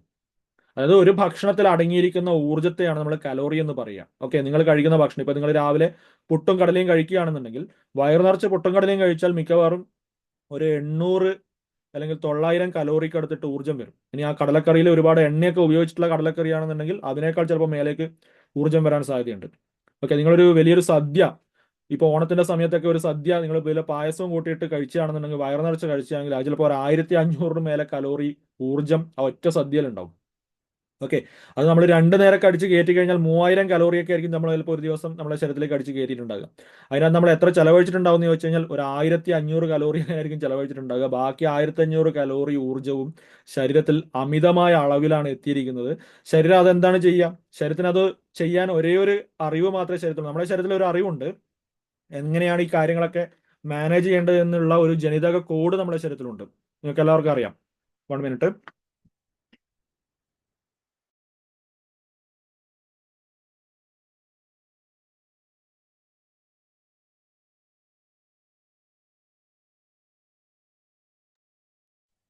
അപ്പോൾ ആ സാധനം ശരീരത്തിലേക്ക് എത്തിയാൽ ശരീരത്തിന് അറിയുന്ന ഒരേ ഒരു കാര്യം, നാളെ അഥവാ നിങ്ങൾക്ക് വീണ്ടും ആവശ്യത്തിന് കലോറി കിട്ടിയില്ലെങ്കിൽ, നാളെ ഭക്ഷണം കിട്ടിയില്ലെങ്കിൽ നാളെ ശരീരത്തെ പ്രവർത്തിപ്പിച്ച് മുന്നോട്ട് കൊണ്ടുപോകണമല്ലോ അല്ലെ? അതിനു വേണ്ടിയിട്ട് ഈ ഊർജ്ജത്തെ ഉപയോഗിക്കാം എന്നുള്ള രീതിയിൽ അതിനെ സ്റ്റോർ ചെയ്ത് വെക്കുക എന്നുള്ളൊരു പ്രോസസ്സ് മാത്രമാണ് ശരീരം എപ്പോഴും ചെയ്യുന്നത്. അപ്പൊ അമിതമായ അളവിൽ കലോറി ശരീരത്തിലേക്ക് കിട്ടിക്കഴിഞ്ഞാൽ ശരീരം ചെയ്യുന്നത് അതൊരു അനുഗ്രഹമായിട്ടാണ് കാണുന്നത്. കാരണം പഴയ കാലത്ത് നമ്മുടെ ശരീരത്തിൽ ആവശ്യത്തിന് അത്ര കലോറി ശരീരത്തിലേക്ക് എത്തിയിരുന്നില്ല, ഭക്ഷണം കിട്ടാനൊക്കെ ഭയങ്കര ബുദ്ധിമുട്ടായിരുന്നു. അതുകൊണ്ട് ഒരു സർവൈവൽ സ്ട്രാറ്റജി എന്നുള്ള രീതിയിൽ ശരീരത്തിന്റെ ജനിതകം ഇവോൾവ് ചെയ്ത് വന്നത് എങ്ങനെയാണെന്ന് വെച്ച് കഴിഞ്ഞാൽ പിന്നെ കുറച്ചധികം കിട്ടുമ്പോൾ അത് ശരീരത്തിൽ ശേഖരിച്ചു വെക്കുക, ആ ഊർജ്ജം ശേഖരിച്ചു വെക്കുക കൊഴുപ്പ് രൂപത്തിൽ, പിന്നീട് കിട്ടാതാവുമ്പോൾ അതെടുത്ത് ഉപയോഗിക്കുക എന്നുള്ളൊരു കാര്യമാണ്. അത് മാത്രമേ ശരീരത്തിന് അറിയുള്ളൂ. അല്ലാതെ എക്സസ് ആയിട്ടുള്ള വന്ന സാധനം ഇപ്പൊ ആവശ്യമില്ലാത്തത് കൊണ്ട് ശരീരത്തിന് അപകടമാണെന്നുള്ളത് കൊണ്ട് കംപ്ലീറ്റ് അങ്ങ് പുറത്ത് കളയാം, ഇയാൾ പിന്നെയും കഴിക്കുമല്ലോ എന്നുള്ള രീതിയിലുള്ള ഒരു അറിവ് ശരീരത്തിന് ഇല്ല. ഓക്കെ, അപ്പൊ അതുകൊണ്ട് കിട്ടിയ സാധനം ശരീരം വേസ്റ്റ് ആക്കാതെ ശരീരത്തിൽ ശേഖരിച്ചങ്ങ് വെക്കും. ഇത് പിന്നീട് എപ്പോഴെങ്കിലൊക്കെ ഉപയോഗിക്കാൻ പറ്റും എന്നൊക്കെയാണ് ശരീരവും വിചാരിക്കുക. പക്ഷേ അതൊരിക്കലും ഉപയോഗിക്കേണ്ട ഒരു ആവശ്യം നമ്മൾ കൊടുക്കാറില്ല. കാരണം എന്ന് വെച്ച് കഴിഞ്ഞാൽ എല്ലാ നേരവും നമ്മൾ അമിതമായിട്ടുള്ള കലോറിയുള്ള ഭക്ഷണം കഴിച്ചുകൊണ്ടേയിരിക്കും അല്ലെ? എപ്പോഴെങ്കിലും ഒരു കലോറി കുറഞ്ഞ ഭക്ഷണം കഴിക്കുകയോ അല്ലെങ്കിൽ ഒരു നേരത്തെ ഭക്ഷണം ഒഴിവാകുന്ന ഒരു സാഹചര്യമൊക്കെ ഉണ്ടാവുകയാണെങ്കിൽ ശരീരത്തിൽ ശേഖരിച്ച് വെച്ചിരിക്കുന്ന ഊർജ്ജം എടുത്തിട്ട് ശരീരം ഉപയോഗിക്കും. അല്ലാത്ത പക്ഷം ശരീരത്തിൽ ശേഖരിച്ച് വെച്ച ഊർജ്ജം അങ്ങനെ തന്നെ ഉണ്ടാവും എല്ലാ കാലത്തേക്കും. അതിന്റെ മേലെ വീണ്ടും വീണ്ടും വീണ്ടും പുതിയ പുതിയ ഡെപ്പോസിറ്റ് വരിക എന്നല്ലാതെ ഒരിക്കലും ആ സാധനം ഉപയോഗിച്ച് തീർക്കാൻ പറ്റുന്ന സാഹചര്യം ശരീരത്തിൽ ഉണ്ടാകുന്നേയില്ല. ഓക്കെ, ഈ രീതിയിൽ ശരീരത്തിൽ ഈ ഊർജ്ജം ശേഖരിച്ച് വെക്കാൻ വേണ്ടിയിട്ട് ശരീരം ചെയ്യുന്ന മെത്തേഡ് എന്താണെന്ന് വെച്ച് കഴിഞ്ഞാൽ കാർബോഹൈഡ്രേറ്റ് രൂപത്തിലും കൊഴുപ്പ് രൂപത്തിലും എല്ലാം ശരീരത്തിലേക്ക് എത്തുന്ന ഊർജ്ജത്തെ ശരീരം ശേഖരിച്ചു വെക്കുന്നത് കൊഴുപ്പ് രൂപത്തിലാണ് ശരീരം ശേഖരിച്ചു വെക്കുക ഊർജ്ജമായിട്ട്. ഓക്കെ, അപ്പോൾ അത് ശരീരം കൃത്യമായിട്ട് പിന്നീട് ഉപയോഗിക്കാമെന്ന് വിചാരിച്ചിട്ടാണ് ചെയ്യുന്നതെങ്കിലും പിന്നീട് ഉപയോഗിക്കാനുള്ള ഒരു സാഹചര്യം ഒരിക്കലും നമ്മൾ കൊടുക്കാത്തത് കൊണ്ട് അത് ഡെപ്പോസിറ്റ് ആയിട്ട് അങ്ങനെ തന്നെ കിടക്കും. അത് ആന്തരികാവയവങ്ങൾക്ക് ചുറ്റും ആദ്യം നമ്മുടെ കരളിലും പിന്നെ അതുപോലെ തന്നെ അഡിപ്പോസ് ടിഷ്യൂസിലും ഒക്കെ തന്നെ ഇങ്ങനെ കൊഴുപ്പ് ഡെപ്പോസിറ്റുകളും പിന്നീട് അത് ഗ്രാജുവലി മറ്റ് ആന്തരിക അവയവങ്ങളുടെ ചുറ്റും ഡെപ്പോസിറ്റ് വരുന്ന ഒരു അവസ്ഥയിലേക്ക് വരും. അങ്ങനെ ഓരോ കോശങ്ങൾക്ക് പുറത്തും സത്യത്തിൽ ഈ കൊഴുപ്പിന്റെ ഡെപ്പോസിറ്റ് വരുന്ന ഒരു അവസ്ഥ ഉണ്ടാവും. അങ്ങനെ ഇൻസുലിൻ റെസിസ്റ്റൻസ് എന്ന് പറയുന്ന ഒരു അവസ്ഥയിലേക്ക് എത്തും. അപ്പോൾ ആ ഇൻസുലിൻ റെസിസ്റ്റൻസിലേക്ക് വരുന്നതിന്റെ ഒരു കാരണം ശരീരത്തിൽ വരുന്ന അമിതമായിട്ടുള്ള കൊഴുപ്പ്. അതെങ്ങനെയാണ് വരുന്നതെന്ന് വെച്ച് കഴിഞ്ഞാൽ നിങ്ങൾ കഴിക്കുന്ന ഭക്ഷണത്തിലെ അമിതമായ കലോറി. ഇനി അതിന്റെ രണ്ടാമത്തെ കാരണം നമുക്ക് എഴുതാം വ്യായാമത്തിലെ കുറവ്. അതായത് ഭക്ഷണത്തിലെ അമിതമായിട്ട് കലോറി എത്തുന്നു എന്നുള്ളത് കൊണ്ട് മാത്രമല്ല, ആ കലോറി ചെലവഴിക്കാൻ ആക്ച്വലി ശരീരത്തിന് ഒരു മാർഗമുണ്ട്. അതാണ് വ്യായാമം, ശരീരചലനം, പ്രവൃത്തികൾ. ശരീരത്തിന്റെ ചലനവും പ്രവൃത്തികളെയും സപ്പോർട്ട് ചെയ്യാനാണ് ശരീരത്തിലെ ഓരോ കോശങ്ങളിലെയും മെറ്റബോളിസം നടക്കുന്നത്. ഇപ്പൊ നമ്മൾ ആലോചിച്ച് നോക്കുക, നിങ്ങളുടെ നിത്യജീവിതത്തിൽ നിങ്ങളുടെ ആന്തരിക അവയവങ്ങളിൽ ഊർജ്ജം ഉണ്ടാക്കുന്നത്, നിങ്ങളുടെ ഹൃദയം പ്രവർത്തിക്കുന്നത്, നിങ്ങളുടെ ശ്വാസകോശം പ്രവർത്തിക്കുന്നത്, എല്ലാ ആന്തരിക അവയവങ്ങളുടെയും പ്രവർത്തനം എല്ലാം തന്നെ ആക്ച്വലി മനുഷ്യന്റെ ചലനങ്ങളെയും പ്രവൃത്തികളെയും സപ്പോർട്ട് ചെയ്യാനാണ്. ചലനങ്ങളെയും പ്രവൃത്തികളെയും സപ്പോർട്ട് ചെയ്യാൻ വേണ്ടിയിട്ട് നടത്തുന്ന ഈ മെറ്റബോളിസം, നിങ്ങൾ ചലനവും പ്രവൃത്തിയും ഇല്ലാതെ ഇരുന്നു കഴിഞ്ഞാൽ ഈ മെറ്റബോളിസത്തിന്റെ എഫിഷ്യൻസി കുറയും. അതായത് നിങ്ങൾ ഈ ഊർജ്ജമൊന്നും ഉപയോഗിക്കാനുള്ള യാതൊരു കാര്യവും ചെയ്യുന്നില്ല, ശരീരത്തിലെ പേശികൾ പ്രവർത്തിക്കുന്നേയില്ല, സ്വാഭാവികമായിട്ടും പേശികളുടെ പ്രവർത്തനവുമായിട്ട് ബന്ധപ്പെട്ടാണ് നിങ്ങളുടെ ശരീരത്തിലെ ഇൻസുലിൻ സെൻസിറ്റിവിറ്റി കിടക്കുന്നത്. അതായത് നിങ്ങൾ എത്രത്തോളം പേശികളെ ഉപയോഗിക്കുന്നു അതിന് ആനുപാതികമായിട്ടാണ് നിങ്ങളുടെ കോശങ്ങളുടെ ഇൻസുലിൻ സെൻസിറ്റിവിറ്റി, ഇൻസുലിന്റെ എന്താണ് പറയാ, ഒരു ഇൻസുലിനെ സ്വീകരിക്കാനുള്ള അതിന്റെ കഴിവ് എന്ന് പറയുന്ന ഒരു കാര്യം കിടക്കുന്നത്. അപ്പോൾ നന്നായിട്ട് മസിൽസ് ഉപയോഗിക്കുന്ന, പേശികൾ ഉപയോഗിച്ചുകൊണ്ട് പ്രവൃത്തി ചെയ്യുന്ന ഒരാളുടെ ശരീരത്തിൽ ഇൻസുലിൻ സെൻസിറ്റിവിറ്റി കൂടുതലായിരിക്കും. അതായത് ഇൻസുലിൻ കാര്യക്ഷമമായിട്ട് പ്രവർത്തിക്കും. നേരെ മറിച്ച് തീരെ ശരീരം അനങ്ങാത്ത ഒരാളുടെ ശരീരത്തിൽ ഇൻസുലിൻ സെൻസിറ്റിവിറ്റി വളരെ കുറവായിരിക്കും. അതായത് ഇൻസുലിൻ റെസിസ്റ്റൻസ് കൂടും. ഓക്കെ, അപ്പോൾ കൃത്യമായിട്ടും ചെയ്യേണ്ട ഒരു കാര്യമാണ് നിങ്ങളുടെ ശരീര ചലനങ്ങൾ, വ്യായാമം. അപ്പോൾ ശരീര ചലനങ്ങൾ, വ്യായാമത്തിലൂടെ നിങ്ങളുടെ ഇൻസുലിൻ സെൻസിറ്റിവിറ്റി നിങ്ങൾ ഏറ്റവും നന്നായി നിർത്തുക എന്നുള്ള കാര്യം മാത്രമല്ല, നിങ്ങളുടെ ശരീരത്തിൽ എത്തുന്ന കാലോറി ബാലൻസ് ചെയ്യാനും നിങ്ങളുടെ ശരീരചലനം ആവശ്യമാണ്. നിങ്ങൾ കഴിക്കുന്ന ഭക്ഷണത്തിലെ കലോറി ബാലൻസ് ചെയ്തിരിക്കണം. Calorie in calorie out balance ഉണ്ടായിരിക്കണം. ഇത് വളരെ പ്രധാനപ്പെട്ട ഒരു ഇക്വേഷൻ ആണ്. നിങ്ങളുടെ ആരോഗ്യത്തിന്റെ ഏറ്റവും പ്രധാനപ്പെട്ട ഒരു ഇക്വേഷൻ ആണ് calorie in calorie out balance എന്ന് പറയും. നിങ്ങൾ കഴിക്കുന്ന ഭക്ഷണത്തിലെ കലോറിയും നിങ്ങൾ ചെലവഴിക്കുന്ന കലോറിയും തമ്മിൽ ഒരു സന്തുലനം ഉണ്ടായിരിക്കണം.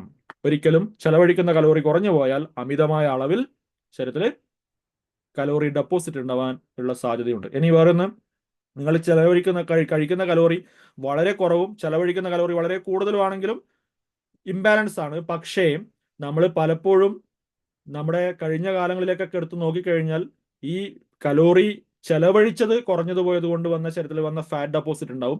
അത് എടുത്ത് ഉപയോഗിക്കാൻ വേണ്ടി തന്നെ വർഷങ്ങൾ എടുക്കും. ശരീരത്തിൽ പലപ്പോഴും പല ആളുകളുടെയും വർഷങ്ങളോളം എടുക്കും ഇത് കൃത്യമായിട്ടൊന്ന് ഉപയോഗിച്ച് പിന്നെ ബാലൻസിലേക്ക് കൊണ്ടുവരാൻ വേണ്ടിയിട്ട്. അപ്പൊ അതൊരിക്കലും ഒരു 2-3 ദിവസം കൊണ്ടോ അല്ലെ കുറച്ച് ദിവസം മാത്രം നിങ്ങളൊരു കലോറി കഴിച്ചത് കുറഞ്ഞു പോയത് കൊണ്ട് ഒരിക്കലും ആ ഒരു ഇംബാലൻസ് ശരീരത്തിൽ പ്രശ്നം ഉണ്ടാവില്ല എന്ന് മാത്രമല്ല, പലപ്പോഴും കലോറി ഡെഫിസിറ്റ് ആവുന്നത് നിങ്ങളുടെ ശരീരത്തിന് ഗുണകരമായിട്ട് മാറുകയാണ് ചെയ്യുക ഇന്നത്തെ കാലത്ത്, ഇന്നത്തെ സാഹചര്യത്തിൽ.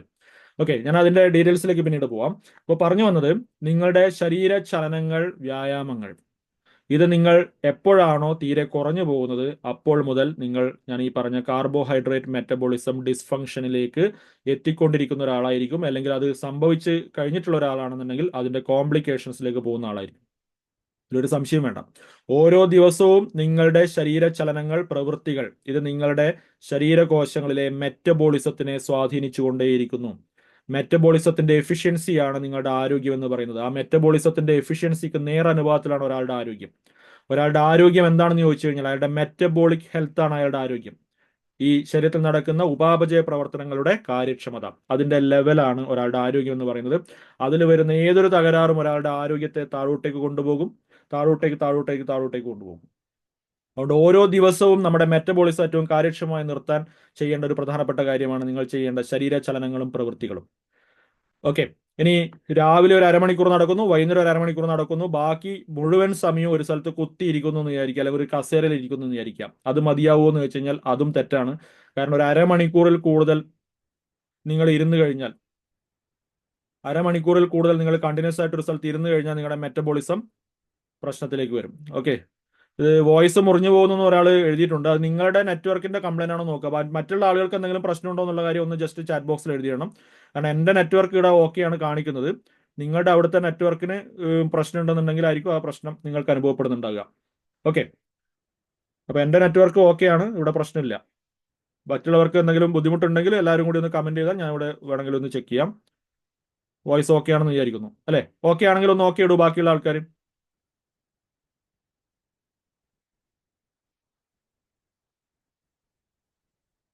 Okay okay okay done. അപ്പോ ഇൻസുലിൻ റെസിസ്റ്റൻസിലേക്ക് നയിക്കുന്ന രണ്ടാമത്തെ കാരണം ഞാൻ പറഞ്ഞത് വ്യായാമത്തിലെ കുറവ്. ഓക്കെ, അപ്പോൾ ഒന്ന് ഭക്ഷണത്തിലെ തെറ്റ് ഞാൻ പറഞ്ഞു, 2 വ്യായാമത്തിലെ കുറവ് പറഞ്ഞു. ഇനിയും കാരണങ്ങൾ എത്ര വേണമെങ്കിലും കാരണങ്ങൾ സ്പെസിഫിക് ആയിട്ട് പറയാനുണ്ട്. അത് നിങ്ങളുടെ ജീവിതശൈലിയിലെ തെറ്റുകൾ തന്നെയാണ്. ഇപ്പൊ നിങ്ങൾ ഉറങ്ങുന്നില്ല എങ്കിൽ, ശരിയായ രീതിയിൽ നിങ്ങൾ ശരിയായ അളവിൽ ക്വാളിറ്റി സ്ലീപ്പ് നിങ്ങൾക്കില്ല എങ്കിൽ അത് ഇൻസുലിൻ റെസിസ്റ്റൻസ് ഉണ്ടാക്കുന്ന ഒരു അവസ്ഥയിലേക്ക് വരും. കാരണം ക്വാളിറ്റി സ്ലീപ്പ് ഇല്ല എങ്കിൽ നിങ്ങളുടെ മെറ്റബോളിസം തെറ്റും. ഏറ്റവും ശരിയായ രീതിയിലുള്ള ഒരു ഉറക്കം നിങ്ങൾ എല്ലാ ദിവസവും രാത്രി കൃത്യമായിട്ടില്ല എങ്കിൽ നിങ്ങളുടെ മെറ്റബോളിസത്തിൽ മാറ്റങ്ങൾ വരും. അത് കാർബോഹൈഡ്രേറ്റ് മെറ്റബോളിസത്തിലെ മാറ്റം വരുന്നത് അത് പ്രമേഹത്തിലേക്ക് നയിക്കും. അപ്പോൾ ഉറക്കം വളരെ പ്രധാനപ്പെട്ട കാര്യമാണ്. 7 മണിക്കൂർ മുതൽ 8 മണിക്കൂർ വരെ രാത്രിയത്തെ ഉറക്കം. ഓക്കെ, അത് ഇല്ല എങ്കിലും പ്രശ്നമാണ്. വേറെ ഒന്ന് നിങ്ങളുടെ സ്ട്രെസ്. ഞാനിപ്പോൾ 3 കാരണങ്ങൾ പറഞ്ഞു. ആ 3 കാരണങ്ങൾ തന്നെ ഇപ്പൊ നിങ്ങളുടെ ഭക്ഷണത്തിൽ തന്നെ ആക്ച്വലി ഭക്ഷണമാണ് ഒരു കാരണം എന്ന് പറയുമ്പോൾ അതിനകത്ത് തന്നെ ഒരുപാട് കാരണങ്ങൾ, സബായിട്ടുള്ള ഒരുപാട് കാര്യങ്ങളുണ്ട്. അതിൽ ഏതൊക്കെ രീതിയിൽ നിന്നുള്ള സംഭവങ്ങൾ. അതുപോലെ തന്നെ വ്യായാമമാണ് വേറൊരു കാരണം എന്ന് പറയുമ്പോൾ അതിലും ഒരുപാട് കാര്യങ്ങൾ വേറെയും പറയാനുണ്ട്. വ്യായാമത്തിൽ തന്നെ ഒരുപാട് സബായിട്ടുള്ള കോസസ് വരുന്നുണ്ട്. ഓക്കെ, ഇനി ഉറക്കം, അതേപോലെ തന്നെ സ്ട്രെസ് നിങ്ങളുടെ ഡയബറ്റിസിൽ പങ്കുവഹിക്കുന്ന വളരെ പ്രധാനപ്പെട്ട വേറൊരു കാര്യമാണ്. കാരണം സ്ട്രെസ് നിങ്ങളുടെ ശരീരത്തിൽ ഇന്റേണൽ ഇൻഫ്ലമേഷൻസ് ഉണ്ടാക്കും. ഇൻഫ്ലമേഷൻ എന്ന് പറഞ്ഞു കഴിഞ്ഞാൽ പലതരത്തിലുള്ള, നിങ്ങൾ നീർവീക്കം എന്നൊക്കെ മലയാളത്തിൽ വേണമെങ്കിൽ പറയാവുന്ന പലതരത്തിലുള്ള ആന്തരികമായിട്ടുള്ള, എന്താ പറയേണ്ടത്, ചെറിയ ചെറിയ വീക്കം എന്ന് പറയാവുന്ന, ഇൻഫ്ലമേഷൻ എന്ന് പറയുന്ന അതിന് ഇംഗ്ലീഷിൽ പറയും. അത് ഉണ്ടാക്കുന്നതിൽ നിങ്ങളുടെ സ്ട്രെസ് ഹോർമോൺസ് പങ്കുവയ്ക്കും. അതായത് നമ്മൾ ഭയങ്കര പിരിമുറുക്കത്തിലാണെങ്കിൽ, മുഴുവൻ സമയം ഭയങ്കര ടെൻഷൻ, പിരിമുറുക്കം, ഭയങ്കര മാനസികമായിട്ടുള്ള അസ്വസ്ഥത, ഈ സാധനങ്ങളിലൂടെ തന്നെ കടന്നുപോയിക്കൊണ്ടിരുന്നു കഴിഞ്ഞാൽ ശരീരത്തിലെ സ്ട്രെസ് ഹോർമോൺസ് കൂടി നിൽക്കുന്ന ഒരു അവസ്ഥയായിരിക്കും. അത് ശരീരത്തിൽ ആന്തരികമായിട്ട് ഇൻഫ്ലമേഷൻ ഉണ്ടാക്കും.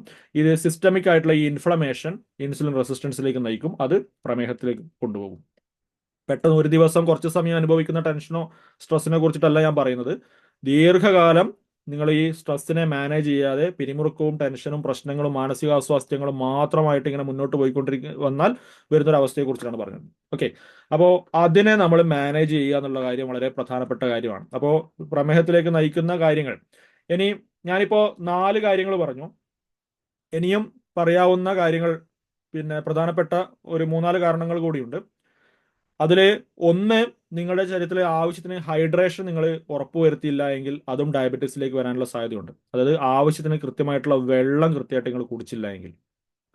ഓക്കെ, അതൊരു കാരണമാണ്. 2, നിങ്ങളുടെ ശ്വസിക്കുന്ന വായുവിന്റെ ക്വാളിറ്റി വളരെ പ്രധാനപ്പെട്ട കാര്യമാണ്. നിങ്ങൾ ശ്വസിക്കുന്ന വായുവിൽ ശരീരത്തിന് ഹാനികരമായിട്ടുള്ള പലതരത്തിലുള്ള ടോക്സിൻസ് ഉണ്ടെങ്കിൽ അതും നിങ്ങളുടെ ശരീരത്തിലേക്ക് എത്തി ശരീരത്തിൽ ഇന്റേണൽ ഇൻഫ്ലമേഷൻ ഉണ്ടാക്കാനും ഇൻസുലിൻ റെസിസ്റ്റൻസ് ഉണ്ടാക്കി ഡയബറ്റീസിലേക്ക് പോകാനുള്ള സാധ്യത കൂടുതലാണ്. ലോകാരോഗ്യ സംഘടനയുടെ വെബ്സൈറ്റിൽ ഈ അടുത്ത കാലത്ത് ഒരുപാട് പഠനങ്ങൾ നടത്തിയതിന്റെ റിപ്പോർട്ടൊക്കെ പ്രസിദ്ധീകരിച്ചിട്ടുണ്ടായിരുന്നു. അതിൽ എയർ പൊല്യൂഷൻ എങ്ങനെയാണ് ടൈപ്പ് 2 ഡയബറ്റീസിലേക്ക് നയിക്കുന്നത് എന്നുള്ള കാര്യം വളരെ കൃത്യമായി, അത് ടൈപ്പ് 1 ഡയബറ്റീസിലേക്ക് നയിക്കുന്നുണ്ട്, ടൈപ്പ് 2 ഡയബറ്റീസിലേക്ക് നയിക്കുന്നുണ്ട്. അതിന്റെ കാരണങ്ങൾ എഴുതിയിട്ടുണ്ട്, കൃത്യമായിട്ട് പഠനങ്ങൾ തെളിയിച്ചിട്ടുണ്ട്. അപ്പോൾ നമ്മൾ ശ്വസിക്കുന്ന വായുവിന്റെ ക്വാളിറ്റി നമ്മൾ ശ്രദ്ധിക്കേണ്ടതാണ്. അതുപോലെ തന്നെ സ്ട്രോക്ക് ഉണ്ടാക്കുന്നതിൽ, ഹൈപ്പർ ടെൻഷൻ ഉണ്ടാക്കുന്നതിലൊക്കെ തന്നെ എയർ പൊല്യൂഷൻ പ്രധാനപ്പെട്ട കാരണമാകുന്നുണ്ട്. അത് ശ്വാസകോശത്തിന് ഉണ്ടാകുന്ന ചെറിയ ബുദ്ധിമുട്ടോ ആസ്മയോ അങ്ങനെയുള്ള ബുദ്ധിമുട്ടുകൾ മാത്രമല്ല, മൊത്തത്തിൽ നമ്മുടെ ശരീരത്തെ ഹാനികരമായിട്ട് ബാധിക്കുന്ന രീതിയിൽ അത് പ്രശ്നം ഉണ്ടാക്കുന്നുണ്ടെന്നുള്ള കാര്യം തിരിച്ചറിയാം. ഓക്കെ, പിന്നെയുള്ളത്, നിങ്ങളുടെ ശരീരത്തിൽ വൈറ്റമിൻ ഡി ശരിയായ അളവിൽ സിന്തസൈസ് ചെയ്യപ്പെടേണ്ടതുണ്ട്. വൈറ്റമിൻ ഡിയുടെ കുറവും പ്രമേഹത്തിലേക്ക് കോൺട്രിബ്യൂട്ട് ചെയ്യാം. ഓക്കെ, വൈറ്റമിൻ ഡി ശരീരത്തിൽ വളരെയധികം കുറഞ്ഞു പോയാൽ അത് നമ്മുടെ ശരീരത്തിലെ പലതരത്തിലുള്ള മെറ്റബോളിസത്തെ ബാധിക്കും. അതും പ്രമേഹത്തിലേക്ക് കോൺട്രിബ്യൂട്ട് ചെയ്യാൻ സാധിക്കും. ഞാൻ പറഞ്ഞത് ഇത് ആദ്യം പറഞ്ഞ കാര്യങ്ങളാണ് മേജർ ആയിട്ടുള്ള കോസസ്, ഏറ്റവും പ്രധാനപ്പെട്ട കാരണങ്ങൾ. ഞാൻ ഈ പറഞ്ഞ കാര്യങ്ങൾ നമ്മുടെ മെറ്റബോളിസത്തെ സ്വാധീനിക്കുന്ന ഘടകങ്ങളായതുകൊണ്ട് തന്നെ ഗ്രാജ്വലി അതും ഇതിലേക്ക് കോൺട്രിബ്യൂട്ട് ചെയ്യുന്നുണ്ടെന്നുള്ള കാര്യം പറയാം. അല്ലാതെ അത് മാത്രമായിട്ടല്ല, ഈ പറഞ്ഞ മറ്റു കാര്യങ്ങളുടെ കൂടെ ഇതും കൂടുതലായിട്ട് കോൺട്രിബ്യൂട്ട് ചെയ്യും. ഇപ്പൊ നിങ്ങൾ ഭക്ഷണമൊക്കെ നന്നായിട്ട് കഴിക്കുന്നു, എന്നാൽ നിങ്ങൾ ആവശ്യത്തിന് വെള്ളം കുടിക്കാതിരിക്കുന്നു എന്ന് പറഞ്ഞു കഴിഞ്ഞാൽ ആ ഭക്ഷണത്തിലെ പോഷക ഘടകങ്ങളെ നിങ്ങളുടെ ശരീരത്തിന് ശരിയായ രീതിയിൽ ഉപയോഗിക്കാൻ സാധിക്കില്ല.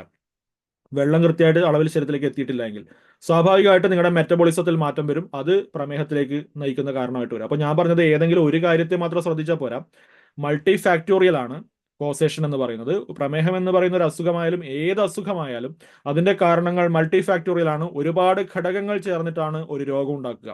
അതിൽ ചില ഘടകങ്ങൾ മേജർ ആയിട്ടുള്ള കോൺട്രിബ്യൂഷൻ കൊടുക്കും, ചില ഘടകങ്ങൾ അതിന്റെ ചെയ്യുന്ന കോൺട്രിബ്യൂഷൻ കുറച്ച് കുറവായിരിക്കും എന്ന് മാത്രം. ഓക്കെ, അപ്പോൾ ഇത്രയും കാര്യങ്ങൾ നിങ്ങളുടെ ഈ പ്രമേഹത്തിലേക്ക് കോൺട്രിബ്യൂട്ട് ചെയ്യുന്ന അതിന്റെ കാരണങ്ങളാണ് എന്നുള്ള കാര്യം മനസ്സിലാക്കുക. ഓക്കെ, അപ്പോൾ പ്രമേഹം എന്താണെന്ന് ഞാൻ കാര്യം പറഞ്ഞു. ഇനി പ്രമേഹത്തിലേക്ക് നയിക്കുന്ന പ്രമേഹത്തിന്റെ കാരണങ്ങൾ ഞാൻ പറഞ്ഞു. ഇനി മൂന്നാമത്തെ കാര്യം, അതുകൊണ്ട് തന്നെ പ്രമേഹത്തിന്റെ പ്രതിരോധം എങ്ങനെയായിരിക്കണം എന്നുള്ള കാര്യമാണ്. അതായത് പ്രമേഹമുള്ള ആളുകളും സംബന്ധിച്ചിട്ടും ഇത് പ്രസക്തമാണ്. ഇനി പ്രമേഹം ഇതുവരെ വന്നിട്ടില്ല എന്നുള്ള ആളുകളെ സംബന്ധിച്ചിട്ടും ഞാൻ ഈ പറഞ്ഞ കാര്യം പ്രസക്തമാണ്. പ്രമേഹത്തിന്റെ പ്രതിരോധം, പ്രമേഹം ഭാവിയിൽ വരാതിരിക്കാൻ എന്ത് ചെയ്യണമെന്ന് ചോദിച്ചു കഴിഞ്ഞാൽ ഭക്ഷണത്തിൽ കൃത്യമായി കലോറി ബാലൻസ് ചെയ്തുകൊണ്ട് ഭക്ഷണം കഴിക്കാൻ പഠിക്കണം. ഒരു ദിവസം നമ്മുടെ ശരീരത്തിലേക്ക് എത്ര കലോറിയാണോ ആവശ്യം അത്രയും കലോറി മാത്രം വരുന്ന രീതിയിൽ, പ്ലസ് കലോറി മാത്രം പോരാ, ന്യൂട്രിയൻസിന്റെ ബാലൻസ് വരുന്ന രീതിയിൽ ഭക്ഷണം കഴിക്കുക എന്നുള്ള കാര്യമാണ് ചെയ്യേണ്ട ഏറ്റവും പ്രധാനപ്പെട്ട കാര്യം. അതായത് ശരീരത്തിന് വേണ്ട കാർബോഹൈഡ്രേറ്റ്, പ്രോട്ടീൻ, പിന്നെ fat, vitamins, minerals, dietary fibre, ഇത്രയും സാധനങ്ങൾ വളരെ ബാലൻസ്ഡ് ആയിട്ട് കഴിക്കുക എന്നുള്ളൊരു കാര്യം വളരെ പ്രധാനപ്പെട്ട കാര്യമാണ്. ഓക്കെ, ഞാൻ അതിന്റെ എങ്ങനെയാണ് അത് ബാലൻസ് ആയിട്ട് കഴിക്കുക എന്നുള്ള കാര്യം ഞാൻ ഈ പറഞ്ഞ എല്ലാ കാര്യങ്ങളും പറഞ്ഞതിന് ശേഷം അവസാനത്തെ 10 മിനിറ്റ് വിശദീകരിക്കും.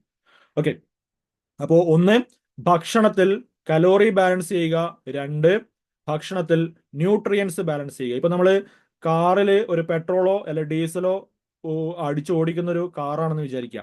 അത് നിങ്ങൾ എല്ലാ ദിവസവും പെട്രോളോ ഡീസലോ അടിക്കുന്നു, വണ്ടി ഓടിച്ചുകൊണ്ടേ ഇരിക്കുന്നു, കുറേ കിലോമീറ്ററുകൾ ഓടിച്ചുകൊണ്ടേ ഇരിക്കുന്നു. പക്ഷേ നിങ്ങൾ അതിന്റെ എഞ്ചിൻ ഓയിൽ നോക്കുന്നില്ല, അതിന്റെ മറ്റ് ബ്രേക്ക് ഓയിലോ അല്ലെങ്കിൽ മറ്റ് റേഡിയേറ്ററിലുള്ള പിന്നെ വെള്ളമോ അങ്ങനെയുള്ള കാര്യങ്ങളൊന്നും നിങ്ങൾ നോക്കുന്നില്ല എന്ന് വിചാരിക്കാം. എന്ത് സംഭവിക്കും? ഈ ഇന്ധനത്തെ, ഈ എഞ്ചിന് ശരിയായ രീതിയിൽ ഉപയോഗിക്കാനുള്ള ഒരു കഴിവ് ഗ്രാജുവലി നഷ്ടപ്പെടും, അല്ലെങ്കിൽ അത് ഉപയോഗിക്കാൻ സാധ്യമല്ലാതാവും. എന്ന് പറഞ്ഞതുപോലെ മനുഷ്യ ശരീരത്തിന്റെ ഇന്ധനമായിട്ടുള്ള കാർബോഹൈഡ്രേറ്റ് എല്ലാ ദിവസവും കൊടുത്തുകൊണ്ടിരിക്കുന്നു. പക്ഷേ ആ കാർബോഹൈഡ്രേറ്റിനെ ഉപയോഗിക്കാനുള്ള ശരീരത്തിലെ മറ്റ് nutrients, vitamins, vitamin B1, B2, B3 ഒക്കെ വേണം. അതുപോലെ വൈറ്റമിൻ സി വേണം, വൈറ്റമിൻസിന്റെ മറ്റു എല്ലാ വൈറ്റമിൻസ് വേണം, മിനറൽസ് വേണം. കൃത്യമായിട്ട് മിനറൽസ് കിട്ടിയില്ലെങ്കിലും കാർബോഹൈഡ്രേറ്റിന് ഉപയോഗിക്കാൻ പറ്റില്ല. ധാതുക്കൾ എന്ന് പറയുന്നത്, നമ്മുടെ ശരീരത്തിൽ ഒരുപാട് ധാതുക്കളുണ്ട് അല്ലെ.